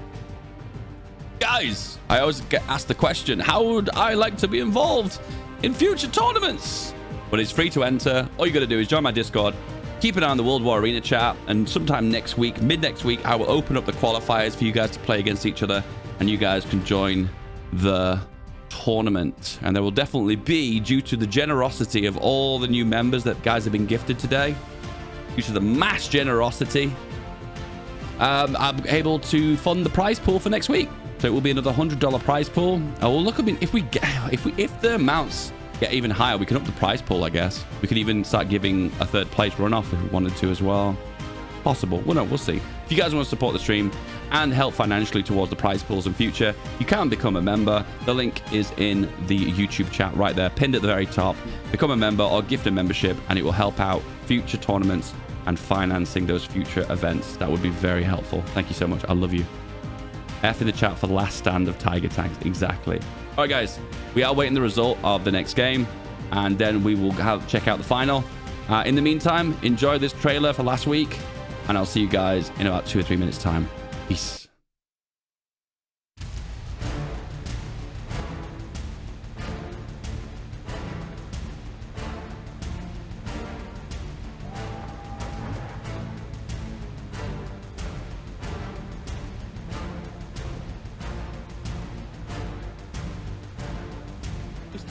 Oh no!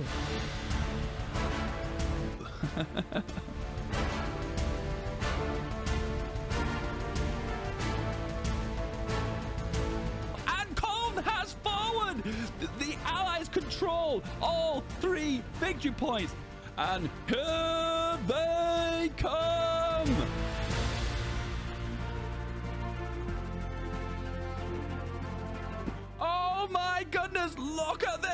is going for the all-in. One division behind on Paris, and it is enough to hold Paris. If it was for Paris, he would have got the capitulation.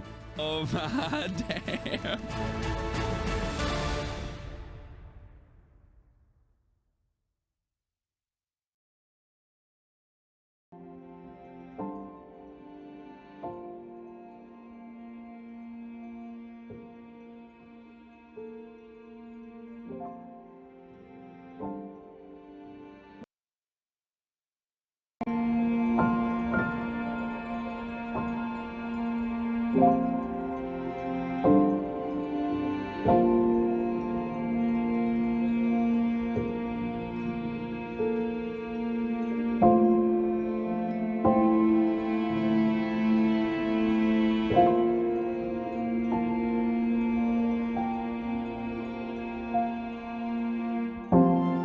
As we guys take a little break, we're waiting for the conclusion of Brom and Christoph games, and we'll move towards the final. That game will be played very, very shortly. I'm loading HOI4 now. We'll get that next game hosted immediately, and we'll begin the best of 3 finals to win a $75 prize pool win and $25 for the runner-up. An explosive final between our boyo winning the last game, Flying Wombats, versus either Christoph or Brom. Coming up very shortly. See you soon.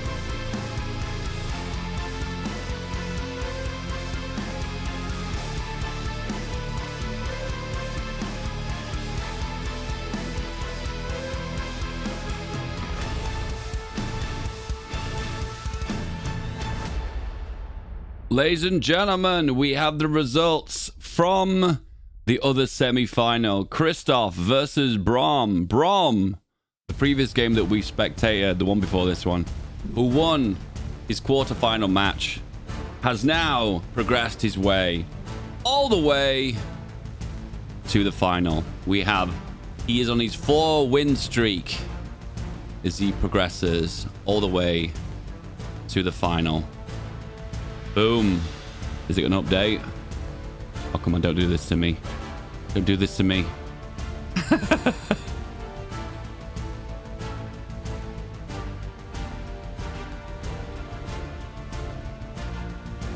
There we go! Brom versus Flying Wombats. On to the final. A best of 3 to find themselves the next FeedBackGaming World War Arena. In this case, week number 3. Flying Wombats, heads or tails?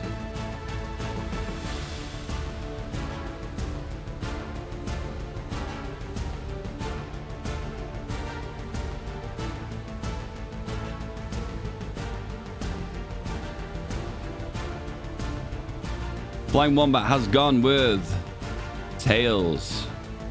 A coin flip will decide his fate. And it is tails. Brom, Axis or allies?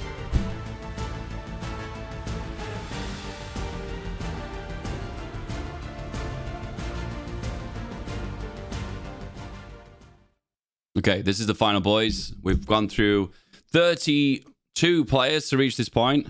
Brom, what's the allies? Pick the allies then, sir. Flying Wombat, you are on the Axis. We have reached the final. Best of 3 between Flying Wombat and Brom, winning a total of 1, 2, 3, 4 games to reach this final game. It is a best of 3. We're on the cusp here of a new champion of the World War Arena. Week number 3. How are we feeling, guys? We feeling good? I'm really excited about this.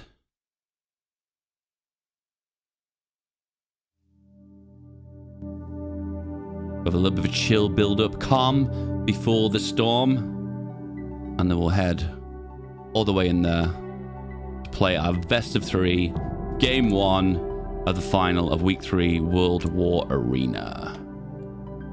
Here we go.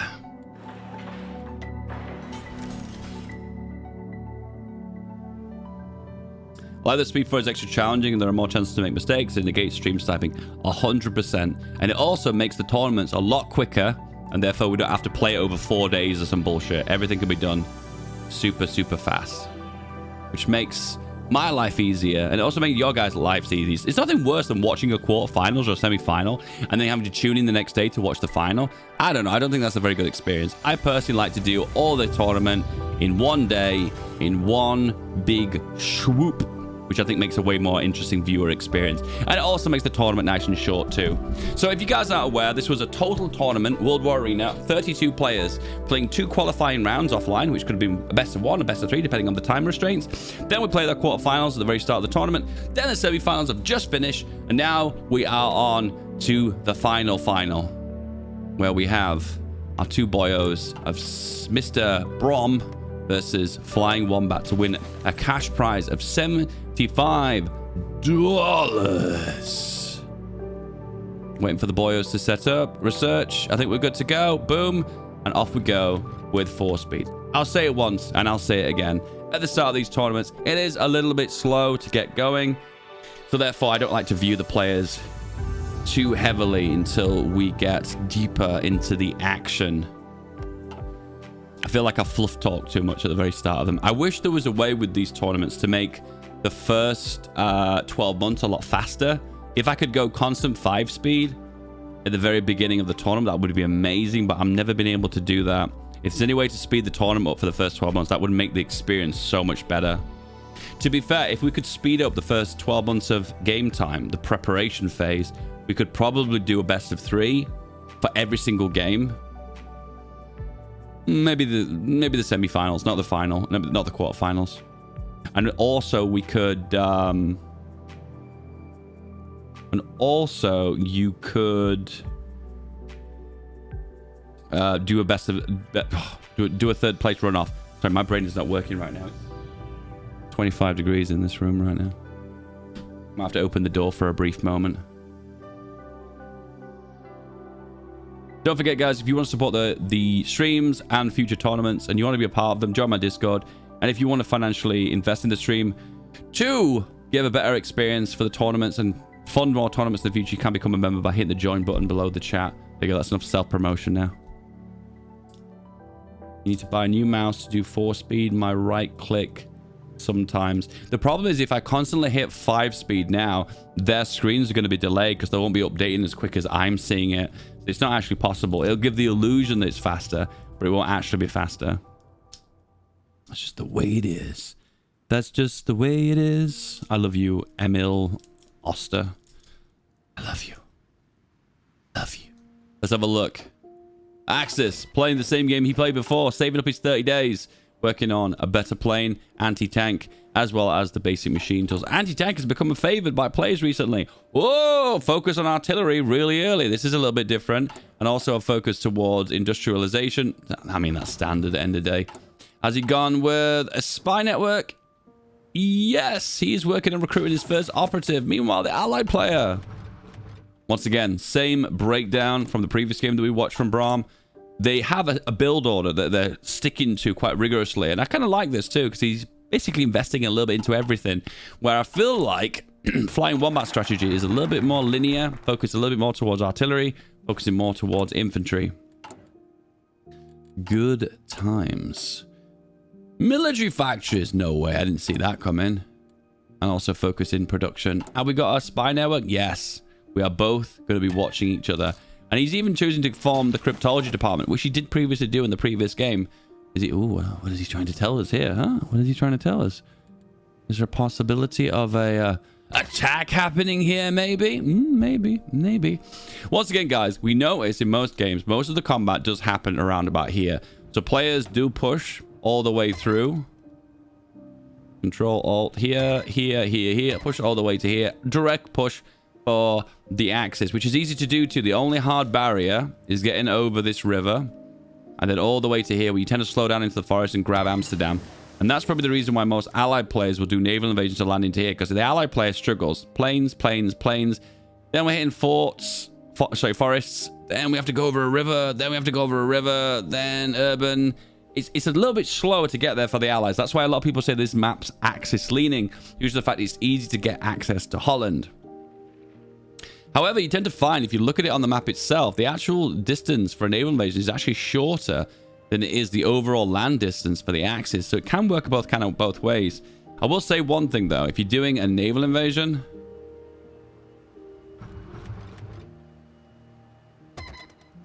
like here or here, you're going to be very careful. If you take this position, you need to be able to hold it as well.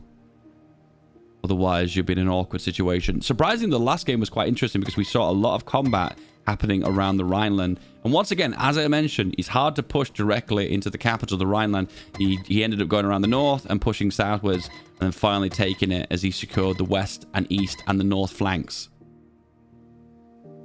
That sound effect's really annoying. And once again, we've not really seen action in the south of Germany too. This is common when the front lines have solidified in the north and no one's really making attack possibilities. Then this front line gets pushed in and you start interesting pushes in the underbelly of Germany. And sometimes you can see some interesting pushes in the south. But I think this side is more favored the allies due to the mountains, the urban, and the big river here of the Rhine at the very bottom. Otherwise, it becomes significantly more difficult. I'm not sure. Those were spammed by the allied player. I'm not actually too sure if he actually can see it. Because technically I'm an observer. Surely this shouldn't be visible, right? Actually, no, I'm not sure. We also see we've actually had 2 games today and none of them have gone the full run. None of them have reached the full destination. Both of them ended in a full capitulation. Actually, the first one ended in with a player tapping out. I always forget about that. If a player taps out, that's another way of losing a game as well. It isn't all about going for the win and the capitulation. Sometimes it can be about capturing the victory points, or tapping, or capping. Capping, tapping, or long game.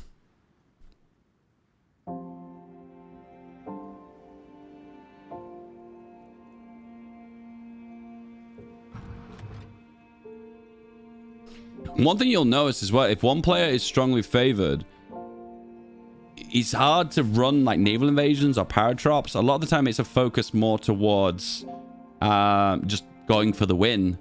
The only time you tend to use paratrops on naval invasions is when it becomes like a very solid front line where a lot of players don't have a strong favor or the other, so it's kind of difficult. Anyway, guys, I am going to...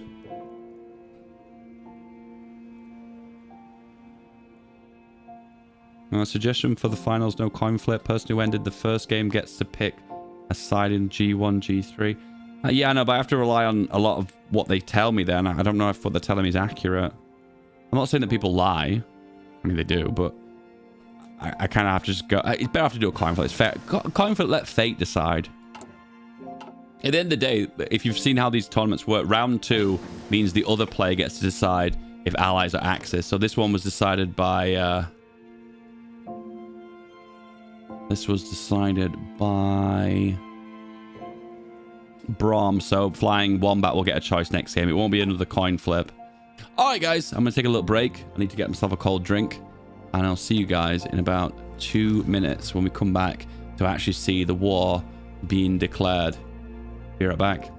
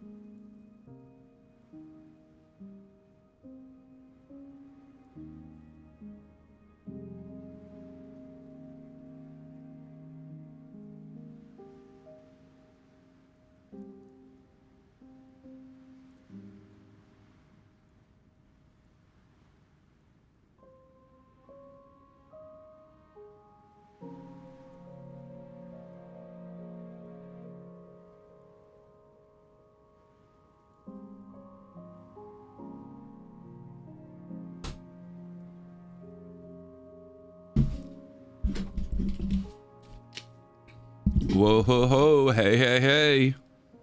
Back in the game. How we doing, guys? How we feeling? July. We have 5 months until... Whoa. So this is the Across the Rhine strategy. Across the Rhine strategy? This is the Across the Rhine. Oh, I've lost my breath. Those stairs, boys, they get you when you get older. This is the Across the Rhine scenario for the Speed 5 mod. Both players will declare war after a 12-month planning period, preparation period, and both declare war and declare on neutrality and push towards the 3 key victory points of Holland, Rhineland, and Hessen. The player, after 18 months of war, who secures the majority of those victory points, will win. Otherwise, a player can win if a other player taps out, or if another player capitulates. This is the final best of 3, the first game of the best of 3 between Braum and Flying Wombat. Wombat, famous for his consistent heavy infantry strategies. Is that what he's going to be doing today? He's definitely focusing on air, and he definitely went for the artillery really early too, so he's making a nice stockpile of infantry. Meanwhile, the plane design is metal. Once again, the only improvement I would go with is probably going for a slightly smaller engine to keep the cost down a little bit, but overall there's not much difference between the engine 2 and the engine 3, and big stockpile of trains too, which is always good to do. One key strategy is that you start the game as a minor. You actually don't stay as a major power, and as a minor power you've got the option to commandeer civilian trains. It loses 5% stability, but you get 15 trains for free, so it's kind of a win. So my advice is always press that button early into a game. Oh, and so has the allied player. Therefore, great minds think alike, eh? All 3 minds think alike. Allies are going for the US Army, and without a surprise, probably the 12th Army Group is the one he's going to go for. No surprises there. That's how he played the previous game. Oh, we've got something a bit different. The Royal Italian Army. Superior firepower as the Italians, with a focus towards light tanks and planes on the left path, with also a bit of navy, and the right path a focus between speed, motorized, speed, submarines, and coastal forts, as well as cheaper trucks. To be fair, this side doesn't give you many free goodies compared to the first army, so more than likely he's going to go for the first army to take advantage of the infantry, which gives you quite a lot of infantry too. 5 free irregular divisions, which is really good for holding the front line, especially if you want a nice long front line too, and you want to have that micro advantage. That's definitely a good one to go with. Also, some of the Italian generals are actually really good too, because they have the option to I think they start with logistical wizard, which is really strong. Always good.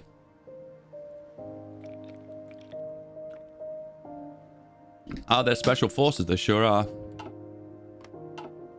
Meanwhile, overwhelming firepower. We have superior firepower versus superior firepower. Production. We have the GG. Oh, isn't he brave?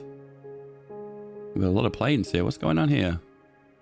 Is he trying to make it confusing for me what plane he's actually going for? The GG. Where's the GG? The GG is here. Improved small airframe with a meta design. It's the Tommy K design. Once again, slight disadvantage in comparison to the build that the Axis player is going at the moment, but it still checks out. It's still pretty good, and it will compete very effectively for control of the air. The Tommy K design. I can't believe I'm even saying that. I can't believe I'm saying that. Soft attack, soft attack. Production, soft attack. You get the idea, boys. At the end of the day, there's a big advantage to having soft attack passive bonuses on your infantry and tanks and artillery. Like, for instance, these bonuses, I mean, you don't have to spend any extra production for this. You just get a soft attack bonus. So at the end of the day, it pays off immediately when you get into battle. So it's normally a win. Normally in my normal HOI4 games, I tend to avoid those ones until later in the game. But overall, if you go into battle with as many of those passive bonuses, you will deal damage immediately. He did the level 2 engines, yeah. It was slightly, ever so very slightly cheaper than the Axis plane by Wombat. Braum, on the other hand, overwhelming firepower. We're about to find out. Is it the 12th Army? And is he going to focus on Hell on Wheels? Oh, is he going to go with the Marines? US Marines. He's gone with the 12th Army group. The Axis is going to go for the 1st Army. No surprises there. So we have an infantry, artillery, Air Force Base Italy versus the tank army, infantry army of the US Army Group. To be fair, the choices that the players are going with, they're a little bit stereotypical, because I think these paths are the stronger ones overall. Some of the lesser used paths, I think, aren't as strong. So that's the reason why people are choosing those paths. The thumbnail got you confused. Perfect. That's a good thumbnail then. Also in the middle, you've got the option for the Lend-Lease trucks, which makes mechanized and trucks cheaper, which is okay, I guess. Oil tankers for the extra oil, something you never have a problem with. Adopt the Sherman in the middle. And then the Axis side with the Italians. Oh, he's going for the planes. He wants to dominate the air. This is going to be interesting. Ground power versus infantry combat with air power. What's going to come out on top? It's interesting. Anti-tank tactics. These are probably the weaker focuses overall. Ooh, that's different. 15% recruitable factor. That's actually really big. That's really big. Then we've got special forces training, which is a bit on the weaker side, I guess. Extra 5% attack's decent. And overall climatization factor. Okay, maybe this mod could do with a tiny little bit of balancing. Just a little bit. Not a massive amount.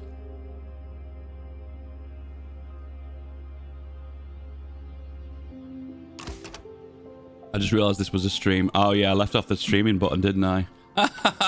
Oh, did I intentionally try and do that? Ace of the Stand gives 2 improved small airframes. The only downside to this is you don't get to choose the planes that it spawns. Let's see what it spawns. 200 planes. Doesn't show me the stockpiled ones, though, does it? You can convert them, though, so that is an option. Was he making them? He's created them here.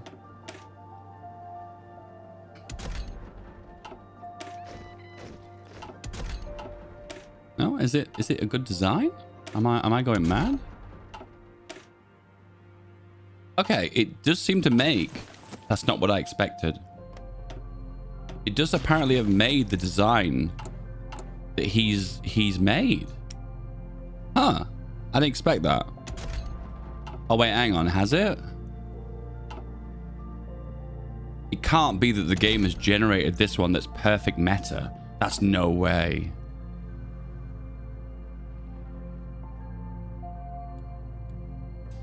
The allies have got 1 extra civ. Well, that's it. That's made all the difference. That 1 civ has pushed them over the edge.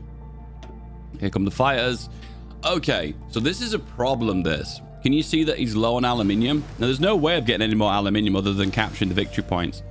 Actually, for the most part, there's actually a lot of resources in these victory points.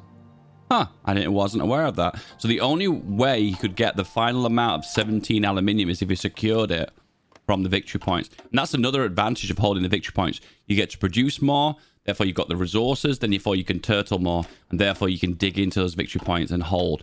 You do see it quite common, though. Attacking in HOI4 is very, very, very strong. So you can find yourself in a situation where you dug in and all of a sudden you're having to run away. What camera do I use for stream? I use a Pixel 6 Pro. I use my phone to stream. It's also got NVIDIA broadcast as well, with the slight sharpening and blurring and slight background blur. This is interesting. So this division just spawned. Is it? Is this one? Is it this one? Yeah. This is an interesting division, I guess, but the problem with it is it lacks org. And it kind of lacks armor as well. It's just a very bad division. You've got to modify it. You've got no really choice about it, really.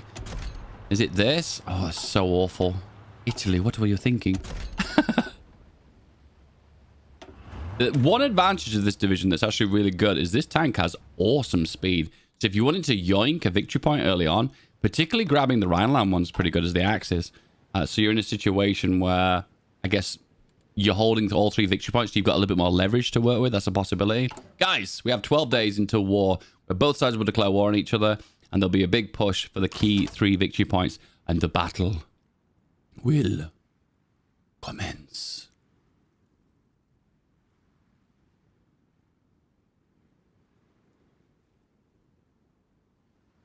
What do you think, Tommy 1v1? Who's Tommy 1v1ing?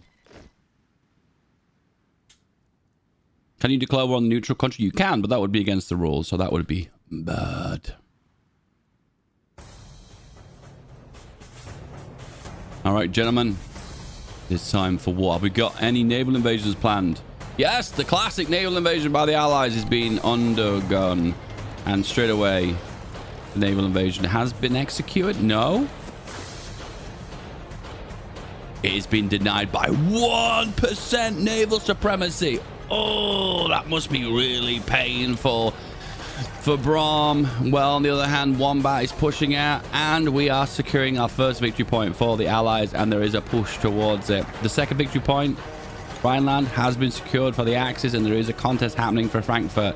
Axis currently have the advantage. Battle for Frankfurt is just a skirmish. Well, Frankfurt was deserted for a moment. And then there's a hot battle here happening in the south.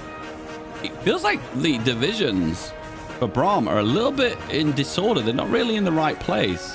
He's going for heavy infantry as well. Oh, that's a very heavy infantry.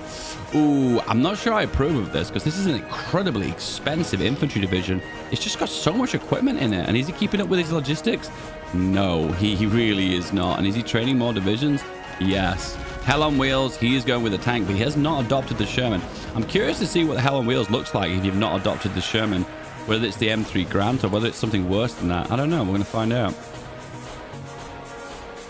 So, on the side of the Axis, what's happening? We have air power hitting, logistically striking Western Germany. Honestly, hand on heart, Western Germany is a very big air zone. It needs to be split in half. There needs to be a Western West Germany and a West Germany. Production. Focus on planes again. Planes are such a biggie. The only downside to planes is early game, when you've not got critical mass of them, they don't seem to hurt and do as much damage as they actually should. However, when you get at least 300, 400 planes, the amount of firepower is huge, and they have that. Oh, and the reason why they have that is because they've gone for the focus Ace of the Sands, giving an extra 200 planes. So this would usually only be about 250, but now it's hitting 400 because he's gone for the focus that gives the extra planes. All 3 victory points are currently being held by Flying Wombat. Wombat is in full control of this game. The infantry is strong, and he has more of them as well. 21, 22 infantry compared to the Allies is 19. He needs to make the most of this medium tank division now. Let's have a look at the division itself. It's the M2. Yes, I was right. I was right. This is it, boys. This is shite. Has he modified this? Cast armor, awful. Luckily, the breakthrough and armor aren't that bad, though. But this tank is very expensive. I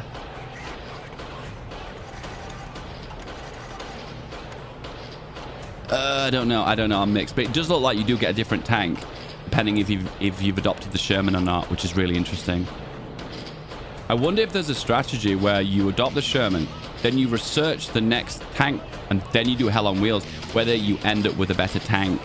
Overall, he needs to take advantage of this division now. He's just getting too comfortable. Air power is being projected.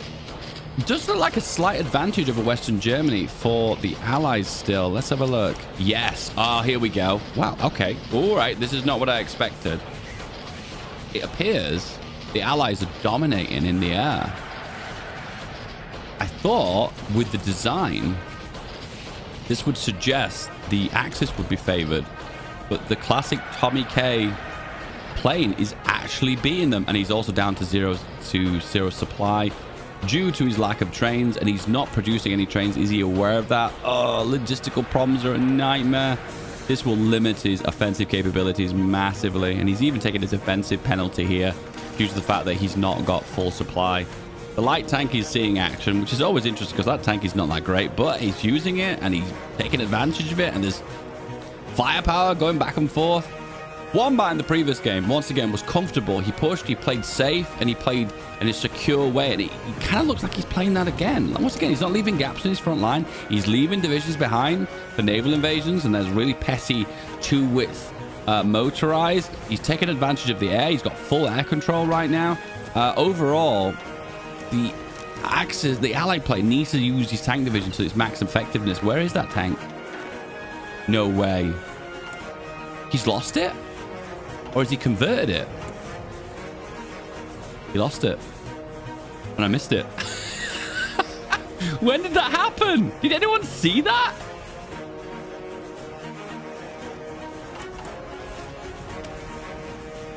He had this. And it disappeared.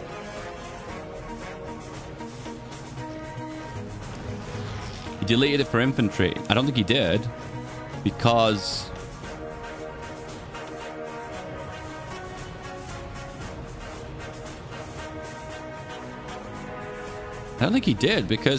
it would show it in his stockpile all the tanks. He only says he's got 50, unless he's added it to another division. He's made this. Okay, kill. I see what he's done. Okay, he's deleted the tank division, and he's made Space Marines, or Super Marines, whatever you want to call it, which gives a decent amount of armor to the tanks. Interesting, but he's not got extra tanks production.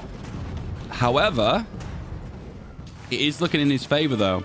But to be honest with you right now, what the Allies need right now is ability to control the air, and they just don't. Immediately when they start fighting, they get hit by air, and the air's taking all the damage. Oh, maybe we're seeing a bit of action here. Oh, light tank. Oh, wow. Okay.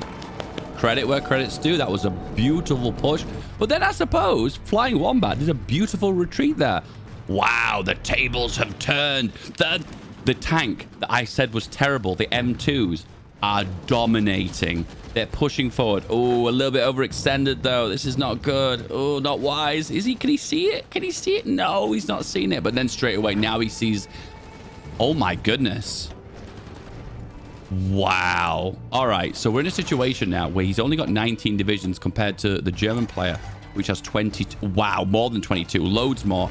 However, each one of these divisions has so much firepower, soft attack, armor, not getting pierced. That's one thing Flying Wombat hasn't done in this game. The one thing he hasn't thought about, he hasn't focused on anti-tank capabilities, either anti-air or anything that has anti-tank capabilities. So every time he fights one of these divisions, he loses. However, there is a big however, though. There aren't many of these divisions. So there is a possibility of wrapping themselves around these divisions and encircling them at the best possible opportunity. Holland's been encircled here. Oh, and it doesn't have a port too. I thought there was a port in The Hague, but there's not. I'm uncertain whether this is a big win. He has to close this pocket to secure it. And right now, it kind of looks like he's struggling, and it's been relieved. So once again, I saw that out of the corner of my eye, but I thought to myself, is this really a focal point for a battle? It doesn't look like it is, but... Oh, okay. Holland has been secured by the Allies once again. And unfortunately, a division's been encircled. Can it be relieved? Oh, he's pushing in here. Once again, this is the issue. The Allies have got a really great division right now. And the medium tanks are bleeding. So the advantage of the medium tanks is great. It's great. However, when you start to lose the medium tanks that are in their infantry for the Space Marine template, at that point, you're losing all your firepower. You lose all your armor. So then at that point, you don't have fighting capabilities. He's doing the classic bot 11 no supply strategy, which is always fun to see. He's secured 2 of the 3 victory points, and he's looking really confident in the north too. Meanwhile, on the Axis side, he's focusing super heavy on the planes. I don't recommend this tank, though. Okay. Yeah, I don't recommend it. At first, I didn't recommend it, and then I looked at it, and I was like, yeah, I still don't recommend it. I still don't recommend it. We have a solid front line now. Only combat happening in the air. Oh, then another counterattack happening here. He's looking to secure Holland. Okay, prediction time. I think right now is slightly Allied favored. However, we're in a situation where he's not taking care of his logistics. And it's going to cost him in the long run here. Once again, the axe is bashing on the back door of Holland. Once again, air power is being exercised. Air force for the Allies. Just under 400. For the Italians, it's just over 400. Oh, once again, it's so close. It's even hard to call who's actually winning the air war. The air war is still being contested. He's using the light tank here, but remember, this is a light tank for the Italians, and it's just not got good firepower. So his pushing potential is weak. He's probably going to get more firepower out of his infantry than he'll get out of his tank division.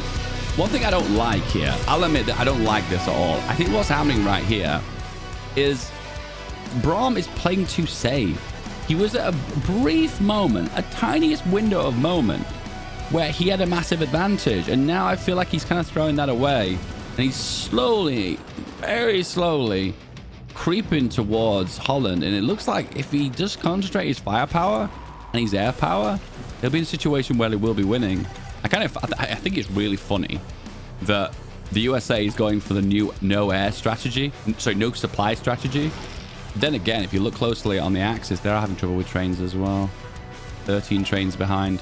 That's why the armored train is such an essential piece of gear. And we have an encirclement in the north. He can retreat this one, though. Is he going to choose to retreat, or is he going to hold? Ooh, he's actually holding, and he's piercing the Italian tank, which is not a surprise, really. This tank is rubbish.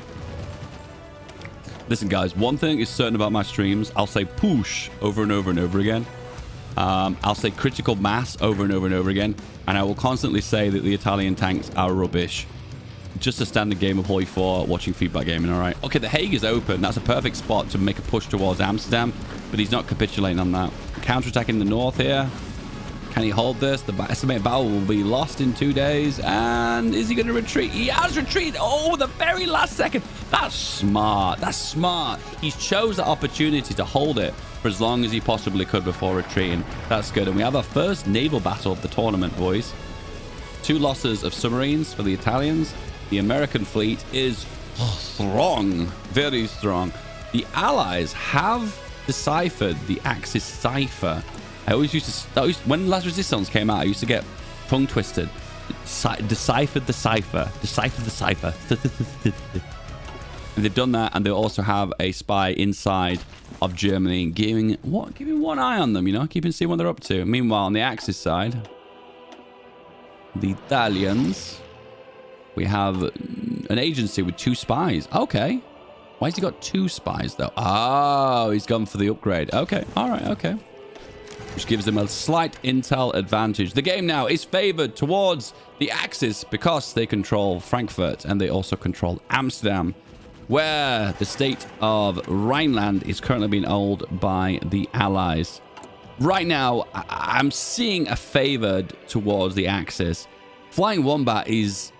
He had a brief moment where he wasn't quite sure what was happening when he was getting pushed by the infantry. He probably was confused, like, why am I losing these battles? But he didn't realize there was tanks inside that infantry. And to be fair, you have to hover over the troops here to get a breakdown of what they consist of. And if you've not got the intel, you're not going to be able to know.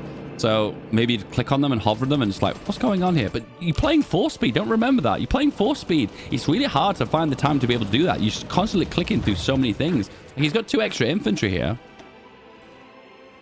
And he could potentially use them, but he's not even aware because he's constantly focused on battles. This is a weird place to push. I guess this is similar to the second game where there's a lot of action happening in the Rhineland. But once again, this is a place you're pushing where you're less likely to win because you're pushing over a big river. I don't think I agree with this decision. I don't think it's the best one. Once again, the easiest place to push is in Holland in the north. And usually, they usually push for these plains here. These 2 are 2 soft spots that most of the time people don't seem to defend. If you push here, make an encirclement, Holland can be taken, which you've already seen twice in this game. Holland has been encircled twice in this game, at the very, very beginning and just recently as well. Frankfurt is secured by the Allies. This game is Allied leaning. Oh, guys, I'm getting whiplash. Back and forth, back and forth. 209, 208 days left. And we are seeing an Axis... Well, an Axis win, then a lose, then a lose, and a win. Back and forth. Once again, whiplash is the name of this game. Are we seeing any real difference in plays? I see he's falling behind on the research just a little bit. He's not keeping on top of the micro on that. Meanwhile, the research on the side of the Axis is still mixed as well. Focusing on the soft attack at war is usually a good idea. Both players are basically completely ignoring supply. This is technically bot 11. The winner of the second... Was it the second or the first? It was the second Feedback World War Arena. He's definitely made a mark on this tournament because playing without supply now seems to be the new meta. All supplies will be carried to the front line by horse or by hand. Trains and trucks, get out of here. Okay, so he's widening his push here on Frankfurt. And it's actually looking pretty sound. So the one with the skulls on it, are we the baddies? Are the ones that have got the tank on them. And to be fair, they've got way more attack capabilities. Okay, so once again, counterattacks around Frankfurt. Once again, pushing towards victory points is difficult. Breaking through urban is hard. Donetsk.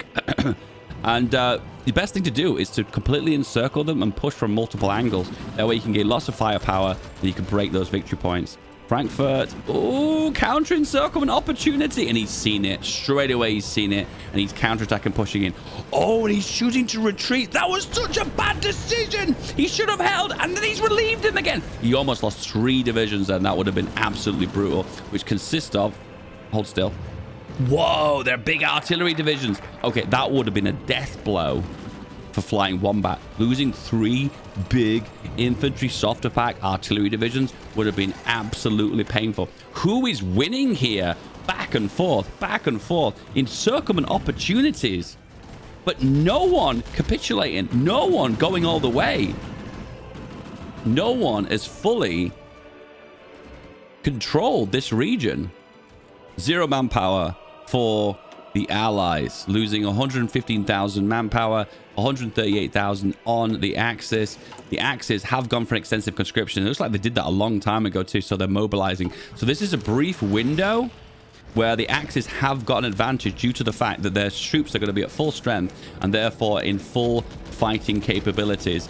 Once again, pushed forward here with a big infantry stack, low supplies hurting them, but then leaving themselves in a position where they could potentially get encircled. I'm not sure if I support this.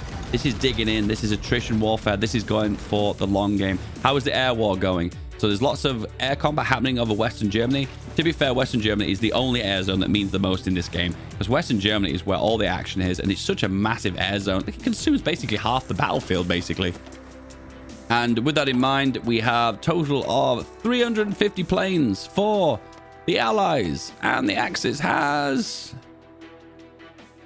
wow, going on 450, if not 500. So the air is slowly shifting towards an Axis favor, very, very slowly.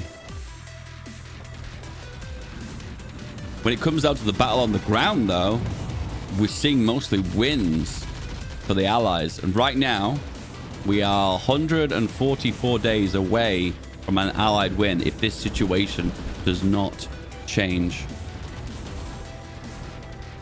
This has been the most back and forth game so far, and surprisingly, this is the best of 3 of the final. So this is going to be a hot best of 3, lads. We've got opportunities here to get upgrades. Oh, Fortress Buster. Wow, that's actually really useful for this map too. Do we actually have any forts? Oh, we have fort construction. The Allied player right now, he's so confident that he can go for a win. Or maybe it's a reaction of being a little bit afraid. He's digging in super deep to secure these victory points. To be fair, this is the one you don't want to build forts on. This is the one that's being contested. This is the one that needs the forts. Hessen needs the forts, not Rhineland. Right now, he's building them in the wrong order. But maybe he suspects a counterattack here. Maybe he suspects someone's going to probe over the front line here. There's a possibility. But they have to get over a big river and into urban, which is incredibly difficult to do. Where Frankfurt is a lot easier because you've got almost like 1, 2, 3, 4, potentially 5, potentially 6 different areas you can attack from, extending that combat width and giving an opportunity to do lots and lots and lots of damage. However, the air is favoring the Allies in this region. Let's have a look at what the Axis are up to. Oh, it does look like the air power is very similar in this region. It doesn't look like there's a clear winner. Okay, he has max air XP. Is he spending doctrines? Once again, this is a test. This is a test of how good your micro is, because you have so many things to do on 4-speed. You're like, oh, juggling lemons, you know what I mean? You don't know what to do. So in this case, he potentially could upgrade his plane and get an advantage in the air, but he's just not aware of it. We have just over 3 months to go. A counterattack in the north here. It looks more and more safe with each day goes by that the Allies are securing Frankfurt.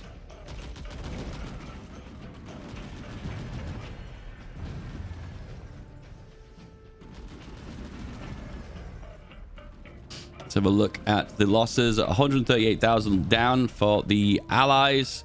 They're banking a lot of manpower though, so they've got a good margin for mistake. And then 189,000 for the Allies.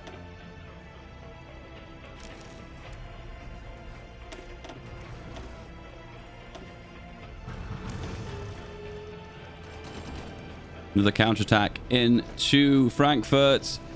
I think the big deciding factor here isn't the infantry, because the infantry is on toe-to-toe pretty accurate.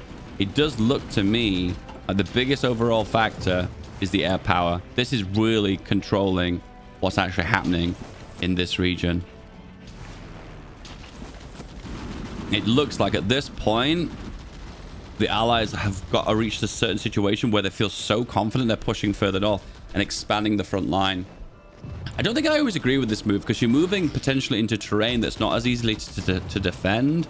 And then top it off as well, you're breaking your entrenchment. Whenever you move your divisions around, your entrenchment breaks. So therefore, you have to entrench in once again. And that's just not always a good situation to be in. Because once again, you want to dig in, you want to defend, and you want to hold the front line. It's difficult to do that when you're constantly moving around. Oh, the Hague! Oh, okay, I didn't suspect this. This is an opportunity to make the Italian player, Mr. Wombat, Flying Wombat, in a very desperate situation. He's going for Amsterdam. The only downside to this is I don't think he's got a lot of free divisions. He's secured all 3 victory points now, but this is looking... Oh, I'm not sure if I agree with this. Wow, the damage! Armor, 36. He secures it and he's pushing. Oh, okay. Oh, okay. All right. Securing the victory point, that's one thing. Now, taking out these 2 divisions, that's huge. He needs to get this big boy here to help out. Oh, there we go. Look at the damage here. Soft attack, armor. He is going for it. He's even taking on 2 divisions at the same time. Oh, that was such a massive blow. Wow, wow, wow, wow, wow. Allies looking massively favored in this. Also, convoy raiding happening in the English channel. Surprising to say English in this video. Weird. Yeah. And was there a possibility of trying a naval invasion? No naval invasions now. Usually what will happen is you'll put your navy on convoy raiding to try and eliminate some ships, try and get naval supremacy. It's a possibility. But no. There is a chance here that, once again, I'll say this, I said this like 3 times, but I'll say it again. The allies are in a position where they've got lots of divisions and they're powerful divisions. However, once again, you're in a point where you can get encircled easily because you've not got that many divisions. This is the one instance where I feel like if you had a few spare divisions, there could be a possibility of just moving some divisions here and just putting a little bit of sweat on the brow of Brahm. I do like him pushing here, though. This is looking really good. And there's some open goals here. There's a really good opportunity to hold ground. Oh, my goodness. So many divisions fighting one, and they just can't do damage to it. They can't do it.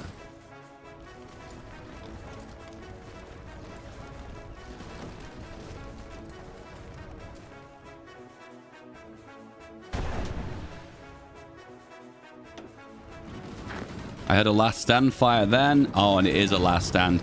The allies have decided. I think this is a perfect time to use last stand. When you're in a situation where the game's about to end, you're holding victory points, and you're in a situation where I don't mind losing equipment. I don't mind losing manpower because I need to hold those victory points. I really like that he chose to make a counterattack here and push into Amsterdam at the very end. I like that a lot because that's a situation where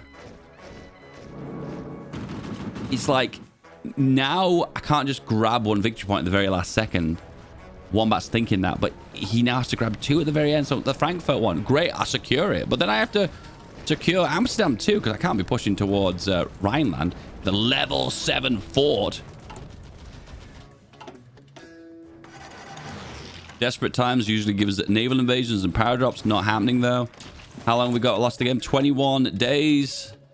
And when it comes down to air power being projected here, how many airplanes we got here? 400 planes on the side of the allies, 400 for the Axis. The air war in this game has always been very closely contested. There's not really a person that's been, I guess, in full control of the air. But I'll tell you what, the air control here has made a difference to how Frankfurt has decided. If it wasn't for the solid allied play, it would be very difficult to secure and lock in Frankfurt. Let's have a little look at the fort situation. So he is building forts. He's building them all the way too. He don't give no craps. Building them nice and high. Level 7 fort. That's not be broke. Level 6 fort. He just realizes right now I'm in a situation where I'm holding ground and I'm doing a good job of it. So I'm just going to build those forts all the way. And if he goes for the civilian factories too, he's in a situation where he's got so much construction power, he can build those forts all the way to the sky. 3, 2, 1.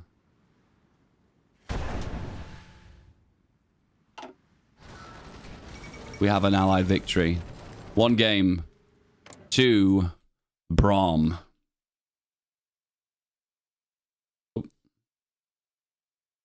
That's 1 game to Brom. Okay.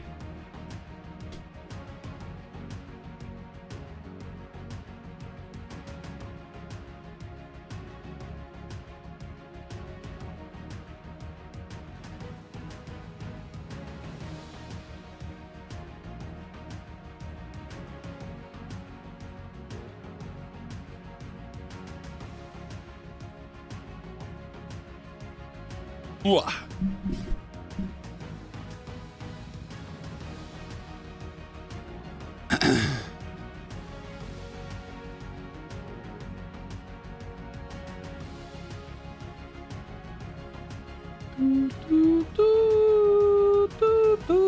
Okay.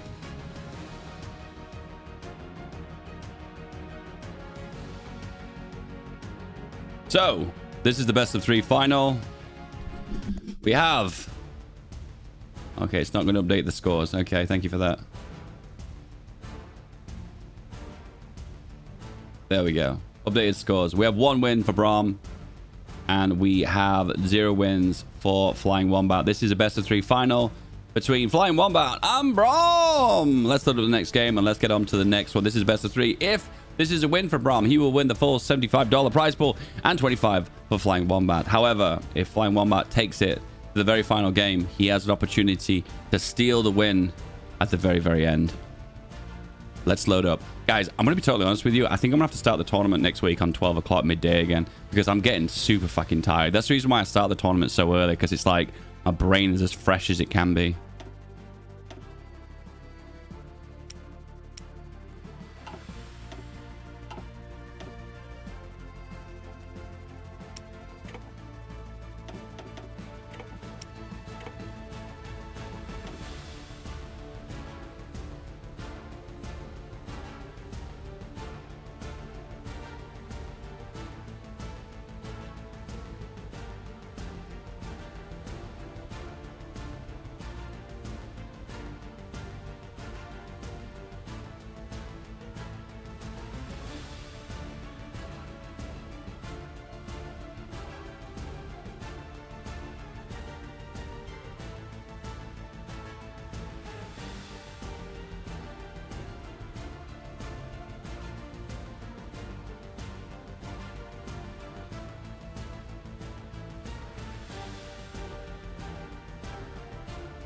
Where do you see the member videos? It's on my Discord in the Feedbacker chat. If you are a member, guys, and you've been gifted a membership, check out my Discord. Feedbacker chats on my Discord. It should be at the very bottom.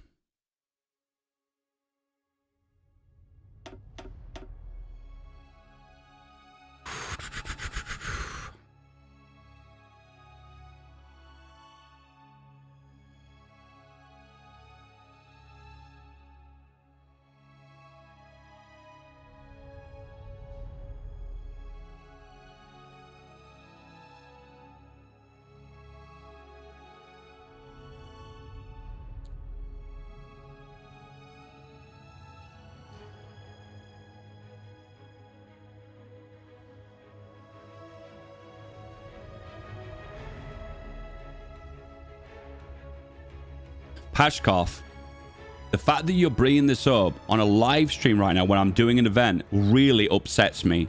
It really pisses me off, okay? I told you not to talk about stream sniping in my public YouTube chat. I've told you now 3 times. Why are you acting confused like you don't know what I'm talking about?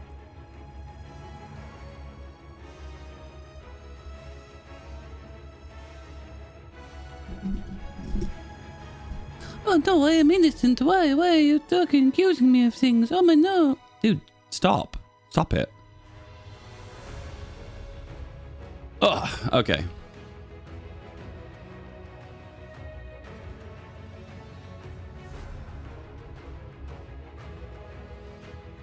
Okay, waiting for the guys to join the game. I need to ask who chose last time. I forget now. Flying Wombat. I want the allies.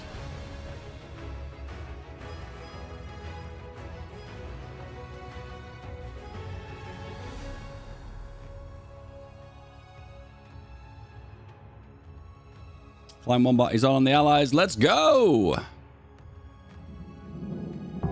How does Discord know that I'm a member in YouTube? You need to sync your Discord with YouTube.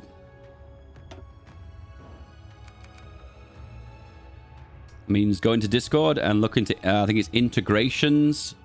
Well, why are you asking this in my public chat, my dude? You could just go on my Discord and ask that question publicly on my Discord. Why are you asking me live on my live stream? Dude, come on. Oh my God, guys. I can tell I'm getting tired, guys. I'm getting a bit grumpy.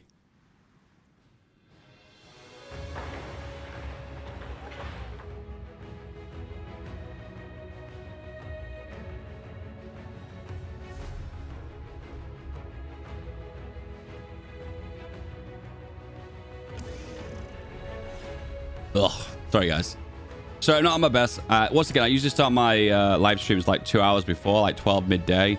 I decided to start them a little bit late to be a little bit better access to the American audience. And I don't think I can do this again in future because I'm super fucking tired right now. So, maybe the first and last time you'll see an earlier stream. Who knows?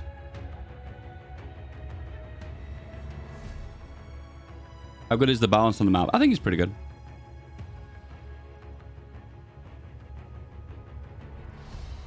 What year was the US founded? What? I think the balance of the map is pretty good.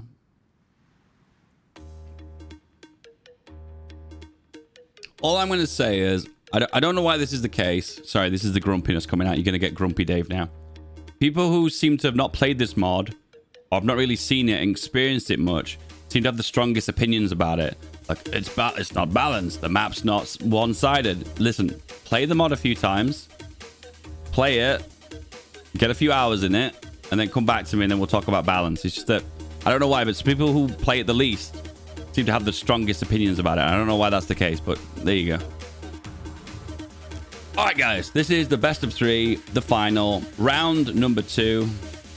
The first one is Flying Wombat, who lost the previous game, versus Brahm on the Axis Powers on the other side.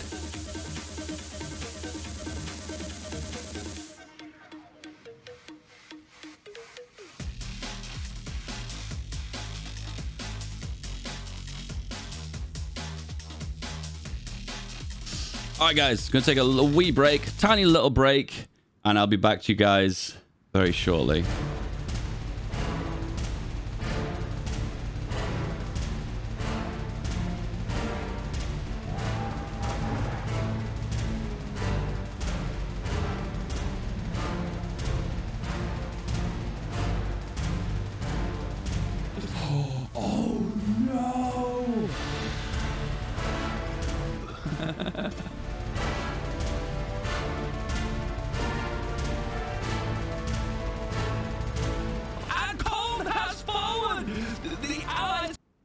All 3, and here they come.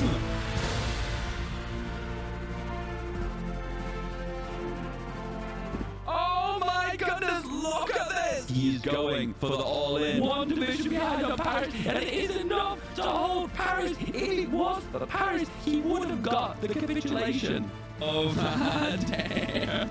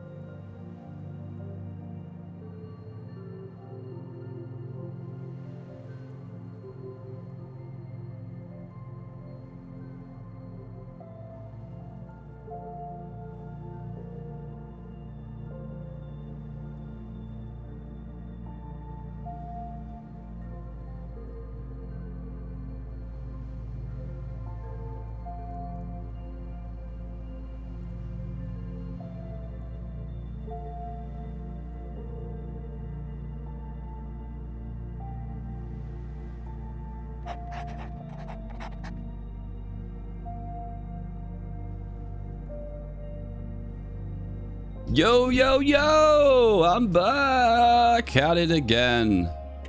How we doing? I always think it's funny to watch the research of the League of Neutrality. Oh my goodness, I'm just literally hearing myself twice out my phone. Guys, how we doing? Sorry about this. I should really be commentating on the break segments, but my energy levels are just completely dropped to 0. I have like no energy today. Starting 2 hours later has made a massive difference. So, yeah. I think I'm probably, tomorrow, I'm probably going to take a day off and just chill for a little while. Oh, man, I just need to chill. I need to experience the great outdoors. It's really difficult to get out and about in winter, though, isn't it? Because it's always so cold and dark. What's the weather like tomorrow? Let's have a look. I might try and find an excuse to drive somewhere. Maybe trying mainlining gamer fuel. I do drink quite a lot of coffee. However, I tend to find that I have like come downs on coffee. I get to a certain amount of coffee in my system and I kind of like have a little bit of a, you know what I mean? Like you come down off it. I have no idea what's going on. Yeah, I know. You know what I've just realized too? This is like, I feel like I'm learning about myself. I noticed that I've got like a really, I can stay calm under the most stressful situations when I'm high energy. But when I start to get a bit tired, like everything like gets under my skin, you know what I mean? And I can't hold it back anymore, you know what I mean? I noticed that I snap at the chat quite frequently when I'm in my kind of state of being sleepy. Try tea has caffeine but harsh on the crash. I don't think that's necessarily true. So you're speaking to an Englishman right now, okay? He's drunk his fair share of coffees and teas, all right? I feel like I've become a pro in those areas. Anyway, guys, this is the final of FeedBackGaming's World War Arena. It is a best of 3, and this is round 2 with the first game going to Brom, and Flying Wombat is currently at 0. You held really long? I held? Currently being held by Brom. What is Brom up to? So he's currently making his mills. He's currently working on his mill national focuses. And production-wise, working on his plane. Same old model. We are seeing a mirror of the previous game, and he's going for the same meta template. Meanwhile, the allies working on the mills as well. Combination of air and CAS. We're basically seeing a mirror of the previous game. Any difference when it comes to Navy? No. Same old.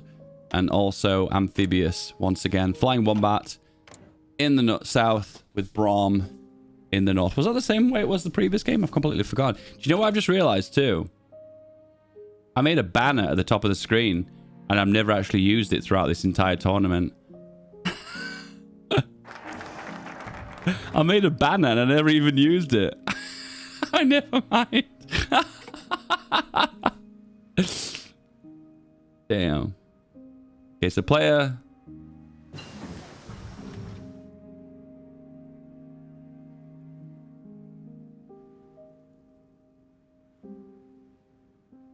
Flying Wombat.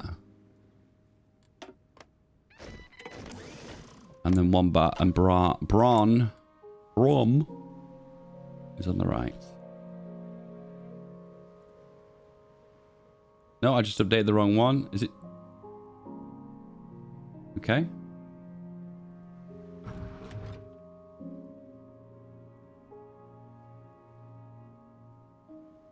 Flying Wombat. I think what I need to do is get a helper to help me with this kind of stuff, because this is quite tedious to update these kind of things. It's a lot of work for one guy, you know what I mean? Brom versus Brom. Yeah. Yeah, so it's Flying Wombat versus Brom. Currently, Brom is 1-up in this. Ooh, best of 3. It's a best of 3. I got the coin on screen as well. Oh my goodness, guys, it's all going wrong. Yeah, I think I've reached a certain point with this tournament where I feel like it requires a second person to help me out with a lot of the bits and pieces. For instance, right now, me setting up the scenes and everything is quite tedious to do on the fly, you know what I mean? Anyway. Transition. So, Braum versus Flying Wombat, the final, best of 3. Currently 1-up to Braum. Flying Wombat is looking to take back that W. Back to the game. Boom. Amazing. Amazing.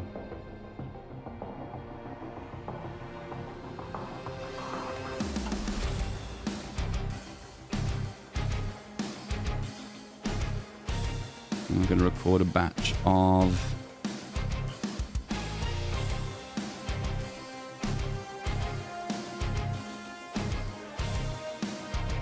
Bum, bum, bum, bum, bum, bum. What is this Minecraft music? No, that was calming music. They're all Epidemic Sounds musics. To be fair, I'm actually reaching a point where I've played the same music so frequently now that I'm kind of getting maybe a little bit fatigued with it. Oh, guys, I'm going to lie to you right now. I'm not a lying man. I do not lie very often, but my God, I'm in my head right now because I'm like super fatigued. Oh, my goodness. The brain is like, ugh. Ugh.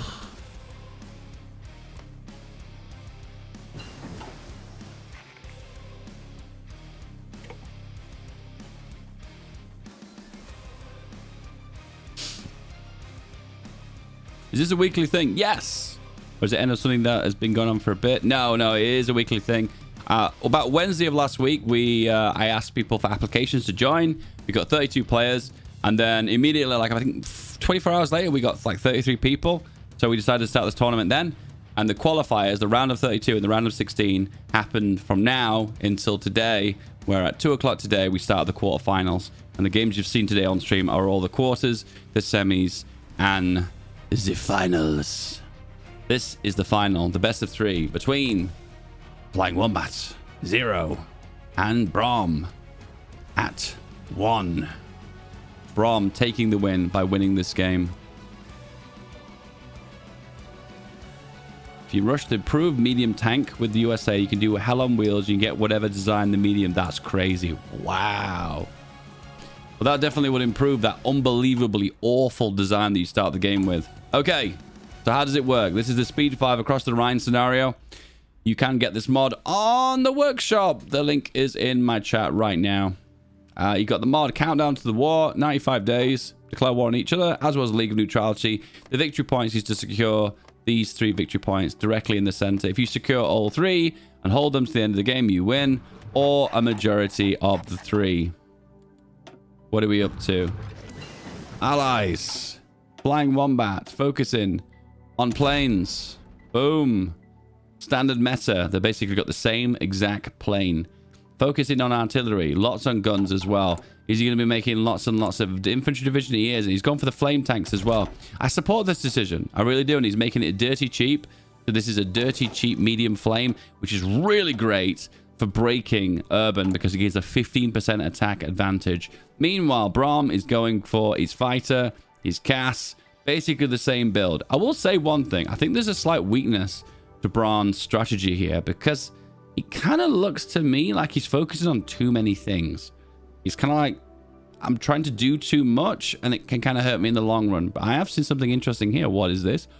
Transport planes? Oh my goodness. And he has gone for the air superiority Italian build once again, getting him 200 fighter planes for free, which definitely made a big difference and probably was a factor in him winning that previous game. Single spy, full spy network. One thing I will say though, when you actually go to war, it might be a good idea to move the spies. I've not seen a lot of players do that, so that might be a reason why they're not taking advantage of their spy network. Meanwhile, allies, he's also got a spy network maxed out. Looks like they're basically mirroring each other. No surprises there. Research, production, Axis. Meanwhile, production and oh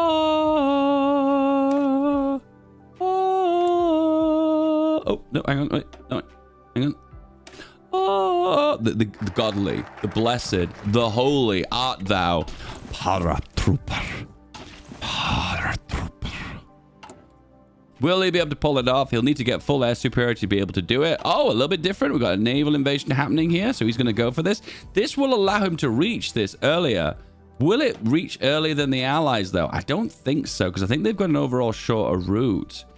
One thing I don't think is something that the allies aren't taking advantage of is the Commonwealth. The Commonwealth gives advantage to the biggest fleet in the game. You got the Mediterranean fleet and also the Commonwealth fleet, and that is the biggest fleet in the game that gives the biggest amount of naval supremacy. And that would be enough to deny naval invasions, but it also would be enough to do your own naval invasions as well. So that is a factor I feel like a lot of players aren't fully taking advantage of. So no surprises here, guys, but we're seeing the players play out the same builds they played in their previous game. It does look like, though, Braum is focused a little bit more on making more infantry and holding his front lines. I do like that he's exercising to level 3, though, because the extra 25% attack bonus usually goes a long, long, long way. Silver 66. Dude, this is not tech support. My God, everyone in the chat's just saying things that aren't relevant to the game. Okay. I'm playing a tournament here right now, boys. The last round was won by Broom.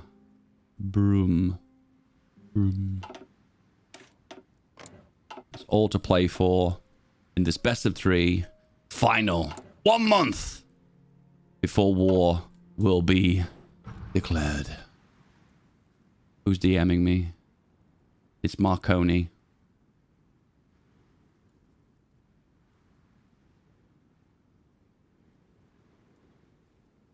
I'm really ahead on my second channel. Have you guys subscribed to FeedBackIRL? Wow, it's full of React content and HOI4 guides and whatnot. So much content. Wow. Boom.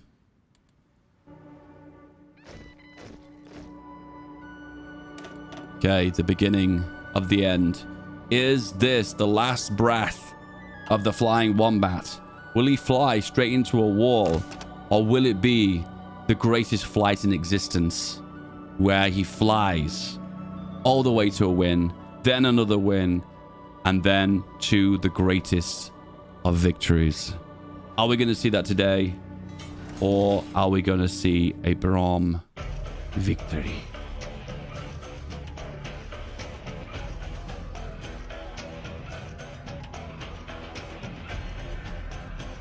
We're about to see, as the war is about declare.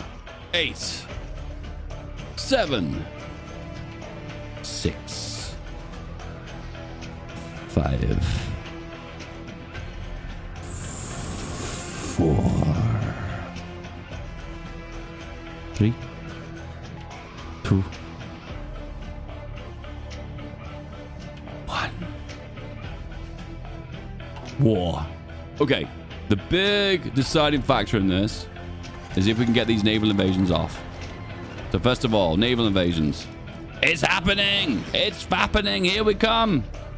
Meanwhile, the naval invasion for the Allies is not happening. It does look like the Axis fleet is ever slow, slightly larger, whilst it is being intercepted.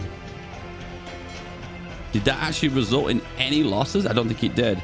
First victory point secured for the Axis. Second for the Allies. And, oh, a little bit too much micro. He can't handle it. Is he going to go for it or not? No. Yes. No. Ooh, I'm not sure if I agree with this. These troops are cut off now. And he's not securing the victory point. I don't know what he's doing there. That's a big mistake. That's a big, big mistake. Isn't it? Bomb. Yeah, I want to say Braum for some reason. I don't know why. Bomb. Let me get the pronunciation on that. Bomb. Bam. Bum. Bam. Bam. Is it bam? Bam. Bam. Bam. Bam. Bam. Bomb. Oh, it's bomb. Okay. I want to say an R. I don't know why, but my brain just wants to say an R. Bomb. Brom. Bomb. Bomb. Anyway, this foolish naval invasion, which didn't really do anything, has resulted in him getting locked away. But I suppose he's taking advantage of the strait here, so that's something, I suppose. Not really much action happening here. Initial pushes in the center. Once again, a lot of the action happened in the center before. This seems to be all about battles in the center. Because of the MP player, Braun? Yeah, I am. I'm probably thinking of Braun, aren't I? Yeah, you're right. So it's Bam. I'm going to say Bam. Bam. Bam. Wham. Bam. Thank you, man. Versus Flying Wombat. Once again, pushing further north. I thought this was an encirclement, but he can retreat over the strait. Ooh, here we go, boys. Fly, my pretties. is he going to be making paras? The template he starts with is okay. It's all right. Not amazing. It's okay. So we have an allied lead right now as he's securing 2 of the 3 victory points. We have Rhineland secured, as well as Holland. Frankfurt is held by the Axis. Combat happening in the center. Wow. Okay, he was initially going to push into the Rhineland there, but then he just was, all of a sudden, there was a counterattack from the Allies pushing him back, saying, note, bump. When it comes up to the division templates itself, let's have a look at the actual division. Once again, I personally think right now, from a logistical standpoint, I think BAM's overall logistics, well, he's actually doing okay with logistics. The divisions themselves just do a little bit too much of everything. Where I feel like I actually prefer the simplicity of flying wombats. Wombat right now is securing the allies, making a push in the center. Okay, so our tanks arrived now. Is it the M2? He's got the M3 this time. So it looks like he got the Sherman. He did. He got the Sherman. So apparently someone in my Discord told me that what you do is you research the Sherman, this national focus, which upgrades it from the M2 medium to the M3.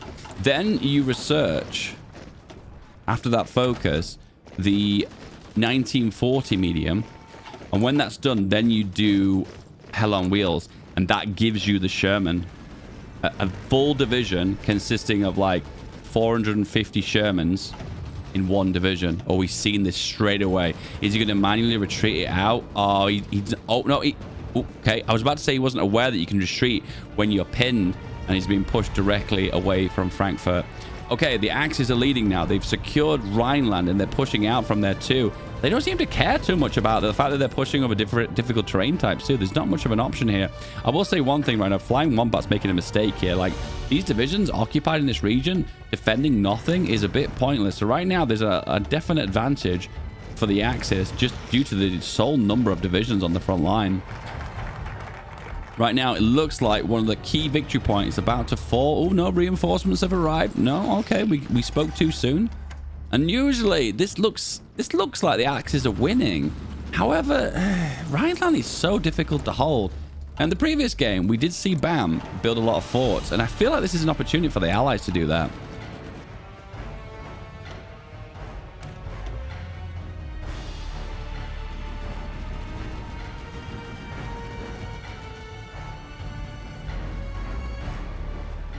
The Battle of the Rhineland is not secure.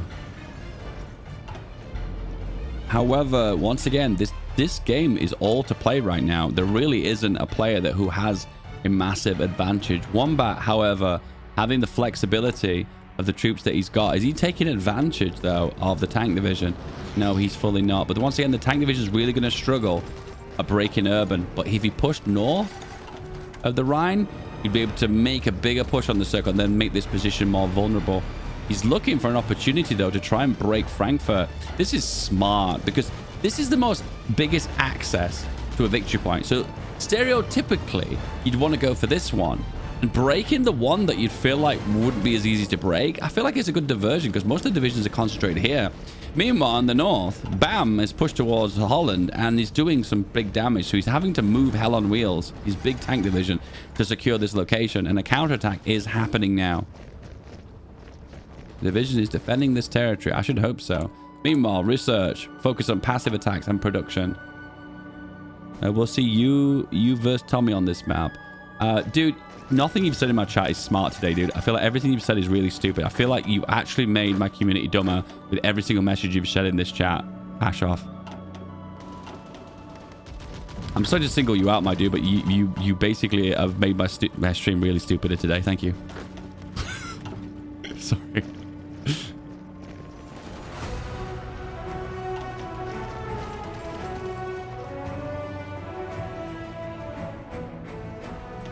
Okay, I think I've just had my total amount of pash off for this entire stream. I think everything I said to him today he's ignored in my chat. And I have a certain limit. I'm not babysitting like 10-year-olds. So I think Pashoff can spend the rest of the stream in the naughty corner because he's just not listening to anything I say. Anyway, back to the game, boys. Back to the game. So you're joining right now for the final of Feedback Gaming's World War Arena Week 3 between Braum and Flying Wombat. Oh, you can actually see that top of the screen now. Wow, top of the screen action. And once again, a lot of combat happening in the center. And once again, Amsterdam has been re-secured by Wombat once again. Not really any clear, straight victories here. Just a lot of contested areas that are not being fully decided. Meanwhile, in the air, once again, same combat as the previous game. We're not seeing a lot of mixes of strategies here. 325 planes in total on the Axis, where on the Allies side, we're seeing a total amount of 431. So there is a slight Allied advantage when it comes down to planes, which is a surprise. That's a big surprise because the focus tree the Axis has gone for is the Italian one, which gives the biggest buffs for the planes. Thank you, Devis. I appreciate the feedbacker tier. I appreciate it, my dude. All the memberships go towards the prize pools for the tournament, so that really helps me out. I appreciate that. Thank you, my dude. I appreciate that. By the way, if you are a member on my YouTube channel, you become a paid member, go on my Discord, and you get access to the feedbacker chat where you have early access videos, which is good. And you get an extra 200 fighters, which is really, really, really good. Once again, no real big contestants here. Pushing for... As I say that, I bite my own lip because I'm like, they've just secured Rhineland again. But once again, there's not really any players making critical wins here. There's not really a really crystal clear, this player is winning. We're just seeing victory points being taken, lost, over and over and over again. I will say one thing though, taking this back as the Axis is going to be very difficult. Just solely based on the fact that it's behind the Rhineland. Oh, and then as Rhineland falls, immediately the Axis roll back into Amsterdam once again. I'll tell you one thing about Wombat and Bam. These two players always put on a good show because they're constantly taking points, pushing the back over and over and over again. Opportunity for encirclement. Is he going to take it or is he going to retreat out? I'd like to see him hold, and he is last standing. That's so good. As he broke off that division to last stand. No. Oh, he has. No, he has. He has. That's so smart. That's so smart. That's always what you want to do. If you're last standing, don't last stand your entirety of your army, because that's going to leave you in a situation where you're going to lose loads of troops. Just last stand that one division, attach it to a new general. You're in a good position there. Paratroopers, are they actually going to become a thing? Is he training paratroopers? He is. He's got a few coming up. Paratroopers take a very long time to train though, so it is an issue there. Countdown to victory, 285 days. We're less than a year away from a victor. As Amsterdam is being pushed again, Flying Wombat saying, no, you can't have it. It's mine. As he counterattacks once again for another push into Amsterdam. Once again, I'm so disappointed that players aren't securing these victory points again. Oh, but Braum pushing out of Rhineland here with a tremendous push. Why? As much as I like these pushes and as much as I love the advantage that's happening here, especially when it's a difficult to capture location, I would really love it if he would try to push for encirclement, because that would guarantee him the win and give him that advantage. Is the 200 fighter focus the hell on wheels? Yeah, kind of. Pullen.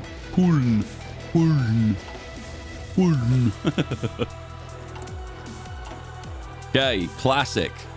Low supply strategies from both sides. Oh, no. Italy has the supply. Italy has the supply. Supplies for the win. Maybe this is going to be the deciding factor. The very first time in this game where we're going to actually see the supply being the critical factor that decides who is the winner. Is it going to be this game? Probably not. We'll probably see many more no supply runs. Oh, my goodness. What is happening here?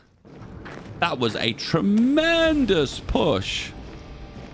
And maybe I'm wrong, guys. I'll admit, maybe I'm wrong. Maybe this integrated support division is actually doing enough firepower. He's also got smoke and fire, giving an extra breakthrough bonus. This is a perfect opportunity for encirclement, and he takes it. 2 division. Nice.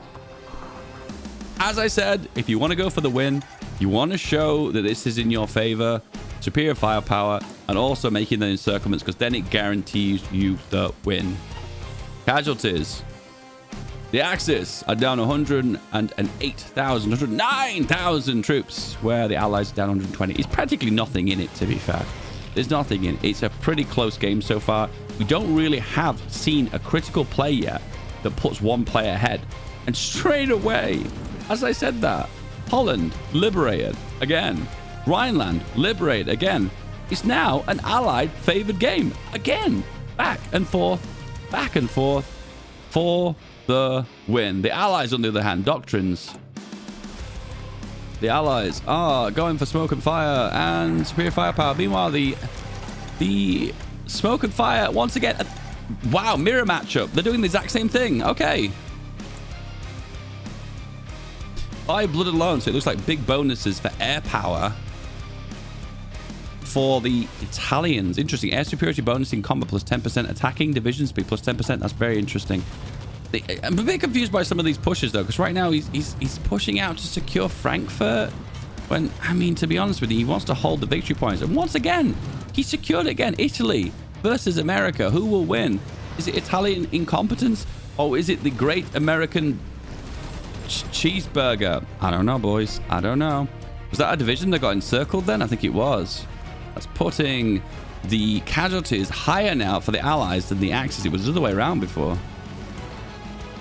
Are we seeing any action in the air or on the ground? The paratroopers have arrived. Is he going to actually use them? Does he have enough transports? He does. He's got 50. That's enough to do a paradrop.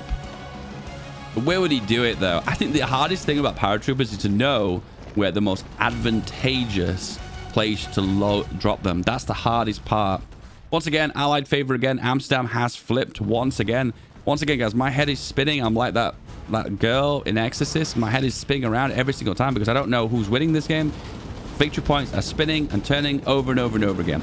If you ever wanted to secure your power in a location, you want to secure The Hague. The Hague and Amsterdam. If you can hold those two, this location of west of the Netherlands is secure. The only weak spot is Friesland to the east. It's pushing again. On to Amsterdam. It looks like a win. Oh, the firepower is so strong. Once again, it's been taken back. Right, guys, I'll give them one thing. They're definitely putting on a great spectator spot because this is exactly what I need to see. Who is winning this game anymore, guys? 200 days left.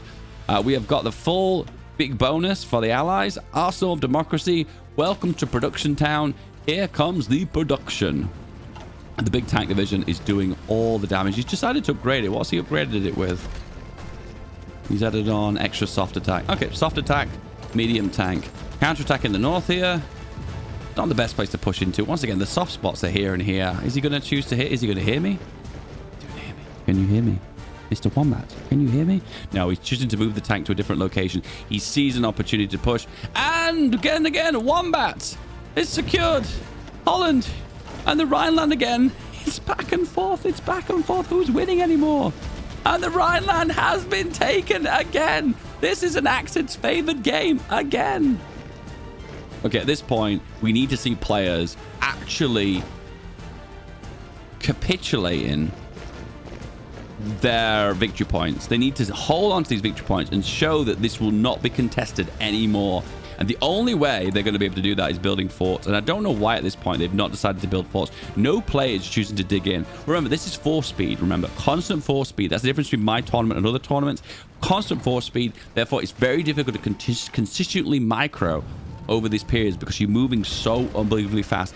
Another contestation of the Netherlands. So what's happening here that a lot of people are confused about is that most of these countries have got one trick pony. Like, for instance, Hell on Wheels is the big division for the Allies. And this division is where he's doing all of his attack powers. When he takes the Netherlands, it was the tank that did it. When he takes Rhineland, it was the tank that did it. Oh, encirclement by Flying Wombat. How did that division push further south? And once again, he's doing exactly what I just said. Did you see how quickly that tank broke in planes? That was beautiful. And once again, are we going to see another push into Amsterdam? But right now, I've just realized the Axis hold all 3 victory points. They're holding it in every single location. Right now, as I said before, they're still pushing into it and they're still going back. Once again, for...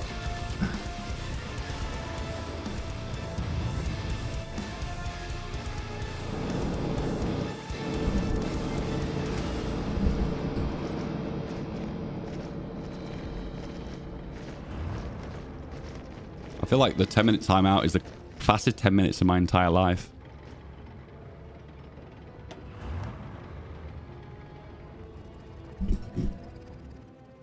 Once again, Holland secured. The tank, the Hell on Wheels, is moving to another location and it's going to push into Rhineland. Oh, he's heard me. He's actually heard me. He's going for the forts. At long last, we actually have digging in and securing of the front line. And ooh, it looks like an opportunity for a counter-attack. Bit of a strange place to push into right now when you've already secured the victory point. But I suppose there's an opportunity if you swing around to make a bit of an encirclement. Once again, I'll say this one thing about these two players. They're playing the both same style, focusing on air, focusing on making big pushes, making gains, making soft attack pushes, which is great. And I feel like it's an effective strategy. Once again, I just don't see any player making that critical blow that's actually going to do the damage. And here we have paratroopers. We have 143 days left to the end of the game. And I'm not sure if he knows what is located here. Oh, he does, because he's got the ships here. Can I have a little look? Oh, he does. He can see the tanks because he's bordering them here. So, I mean, if he was smart, he wouldn't land them here. But, I mean, he could take the Hague, I guess. One of the advantages you can get of paratroopers is you can make encirclements kind of like accidentally by, like, pushing in different directions and then making encirclements around them with paratroopers. But that's the only time I've actually found that paratroopers are that effective. And they also behave as like a tool to confuse the enemy as well, because you're like dropping them everywhere and they have to move divisions around and micro them. So it creates that extra element of chaos. Paratroopers are the chaos units. So spies again, focusing on the capital. Hand on heart, guys. Honestly, this is a bad strat. You want to be grabbing your spies and putting them on the close to the front line to take advantage of this bonus. Can we see the bonus? Can we see it? No. No, we're not going to show it. Never mind. Dave loves chaos. Chaos is my middle name. Feedback Chaos Gaming. Danger. Danger's my middle name. All right, he spotted a soft spot here and he's making a push to try and get the encirclement of the Rhineland. I'll say this again, this is smart, because once again he can't secure the Rhineland because it's level 7 fort. I suppose that's the reason why you have to spread out your forts a little bit. You can't just focus on one area, but it looks like the push to the south is secured, and by the looks of the north, oh, he's such holding on. Oh, but here we go. Last stand has been engaged. Now he would lose this without the last stand, but now he's got last stand. He's buying some time. He's getting an extra like a week or so to hold on. It is a week, 1 week exactly, getting the extra defense and keeping a hold of this organization. Ooh, this is a big breakout though. This is actually looking really positively for Flying Wombat. This actually looks like full encirclement of the Rhineland. I'll admit though, this is going to be a difficult one to break. This isn't going to come down easily. Why? Because look at those forts. A lot of the time, if you make an encirclement in a really entrenched region, what you're going to have to do is let them burn out on supply for a little while before you push in. Right now, they're in a vulnerable spot, and they're in a position too that if they keep pushing, they're going to be low auging, and a counterattack could come from the east or from the north. The biggest issue right now is BAM doesn't really have a tank division. I think he's just spawned this one. It's that really weak light tank division.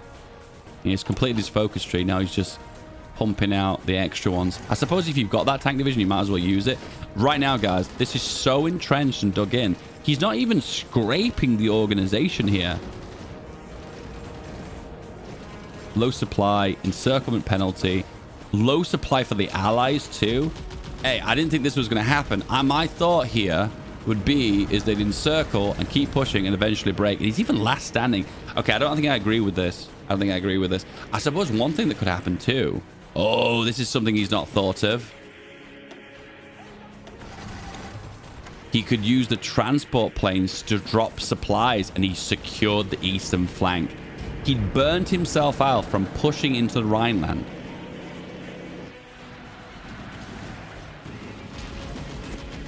Burnt himself out with low supply. Eventually, he was able to alleviate the encirclement and bring supplies back in. That was a very adventurous push. I will give him that. But he was unable to fully capitalize on that encirclement. No air control in Benelux yet, so the power drop is not going to happen. However, we are seeing logistical strikes. Is it causing actual damage? It is. The trains are getting ripped apart. He needs armored trains, but it's too little too late. Armored trains are not possible. He's going again for another encirclement, and it does look like he's going to be possible. Oh, I don't know. Maybe not. Oh, dear me. I've got to say one thing, though. I've got to say one thing. This Western German air zone is way too freaking big. It needs to be halved. Because right now, you can just basically do too much by putting planes in this region. That's one change to this mod I would recommend in future. I love the intense combat here. And it might even be a good situation just to push around, encircle the Rhineland, but then just keep pushing eastwards, just to sweat out the other opponent. Put them in a situation where it's like, you know what? I don't care. You know what? I don't want to close your encirclement. That's silly business. I'm just going to keep pushing eastwards, and I'm going to make you sweat until eventually you break. Once again, not focusing anything on the air doctrines again. That's a big mistake. At the end of the day, you really always want to go for central. Oh, he's got centralized control. Never mind. He heard me. He heard me. And once again, on the allies again, not any of that. Any of the officer corps apart from smoke and fire. Back and forth. Back and forth. Essen is the one that's struggling to break at the minute. Has he put forts there now? No, he hasn't. We are level 10 forts in Rhineland. He's gone all the way and built a level 10 forts. To be fair, in my average HOI4 games, I can't remember the last time I built a level 10 fort. There you go. He's pushed eastwards. He's now capitalizing and pushing further and further eastwards. He needs to spread out his armies and start pushing and start making the German player sweat. Oh, look at the range. So right now, he can't just alleviate this front line anymore. He can't alleviate anymore by just pushing forward. He's moved at least 2 provinces eastward. So now you can't just hop over really easily. I suppose this is one instance where he could use the paratroopers to put himself in a better situation. How long we got left? We have 1 month left right now. Hessen is secured by the Axis. Rhineland is secured by the Axis. And Holland is secured by the Allies. This is a Axis-leaning game. Currently is 1-up to Bam. If Bam wins this game, he will take the entire tournament and win the $75 cash prize, where Flying Wombat will be second place, which will get the second cash prize of $25. $25. There's no low supply here. They're not even experiencing any supply decay in any way, shape, or form. They just don't care. 20 days left. What is going to happen here? The only opportunity he's going to get right now is he push towards Frankfurt. But he's level 10 forward. He's level 10 forward. So right now, Flying Wombat's probably saying, this is too strong. Level 10 fort. Listen, Flying Wombat could have done this. Flying Wombat could have done this. He could have level 10 all of his victory points as well. This flipped 3 times in the game. This flipped 3 times. I'll admit, Frankfurt did flip 3 times. Oh, maybe he did, though, because it did. They were pushing up in this region, weren't they? So every opportunity. Oh, here come the paratroopers. The paratroopers have arrived. And, okay, the paratroopers are about to die. F. Less than a day, and... Whoop. Nope. He's using hell on wheels to secure it, too. So what you need to do here is push into this location. One of the forts has been damaged. One of 10. Keep pushing. Keep deorging. Keeps recycling and pushing back in over and over and over again. He's got 2 tank divisions pushing in now. Guys. It's been done. We have our new champion of the FeedBackGaming World War Arena. And this is a magnificent last stand on the Rhineland. But it was too little too late for Flying Wombat, as the push in to the Rhineland victory point came late. Wait, hang on. Yeah, it came late. I'm just double checking I got this right. The Axis definitely won. He's holding the victory point here. Did this flip at the very last second? So he actually secured all 3 victory points at the end of the game. Oh, shit! At the very end, I got really confused. I was like, I thought the Allies were controlling Holland. At the very end of the game, as the last FU, the last get out of here, he paradropped at the last victory point and secured all 3.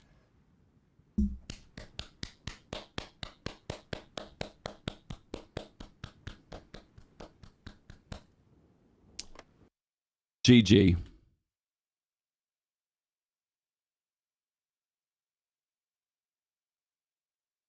The final between Bam and the Flying Wombat. The winner is Bam.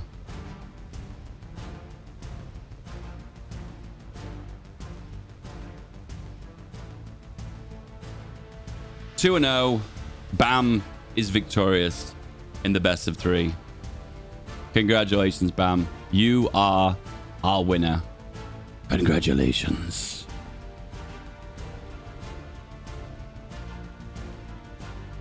Oh. Oh. Whoops. Oh, I'm new at this.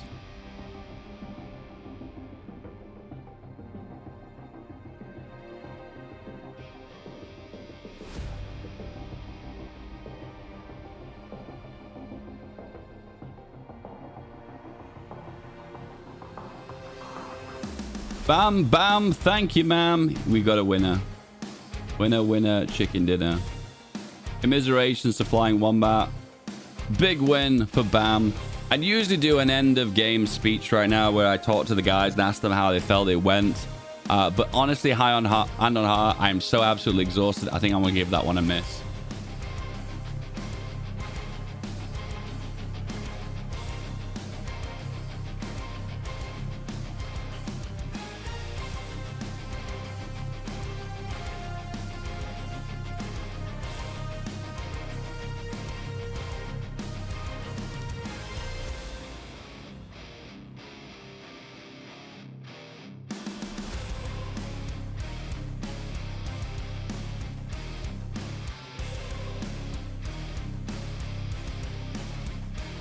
Okay, the final summary. I'm sorry, this is so ghetto the way I'm doing this. I'm so sorry.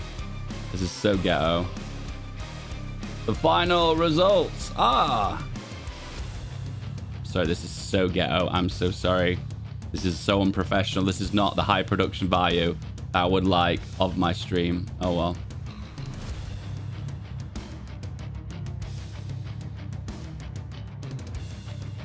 The final results are... In third place, Christoph and Seg. Flying Wombat coming in at second place. And finally, the winner from 5-0, undefeated in this tournament. What a hero. Has made it all the way to the very end. Congratulations, guys. Guys, if you enjoy this tournament and you want to financially support it, feel free to become a member. I know I keep banging on about it. It's the last time, I promise. I've been a bit grumpy the last hour of this stream. I'm so sorry about that. Unfortunately, when I get a bit tired, I'm a bit irritable. And there's one guy in the chat really winding me up. Anyway, apart from that, guys, it's been a fantastic tournament. Welcome back to World War Arena. I have been Feedback Gaming, and I hope you enjoyed this tournament enough, and hope you come back another month to experience this goodness. Apart from that, guys, I hope you have an absolutely awesome day. And then we're done. Congratulations, we're done. Bam. You're the winner. GG.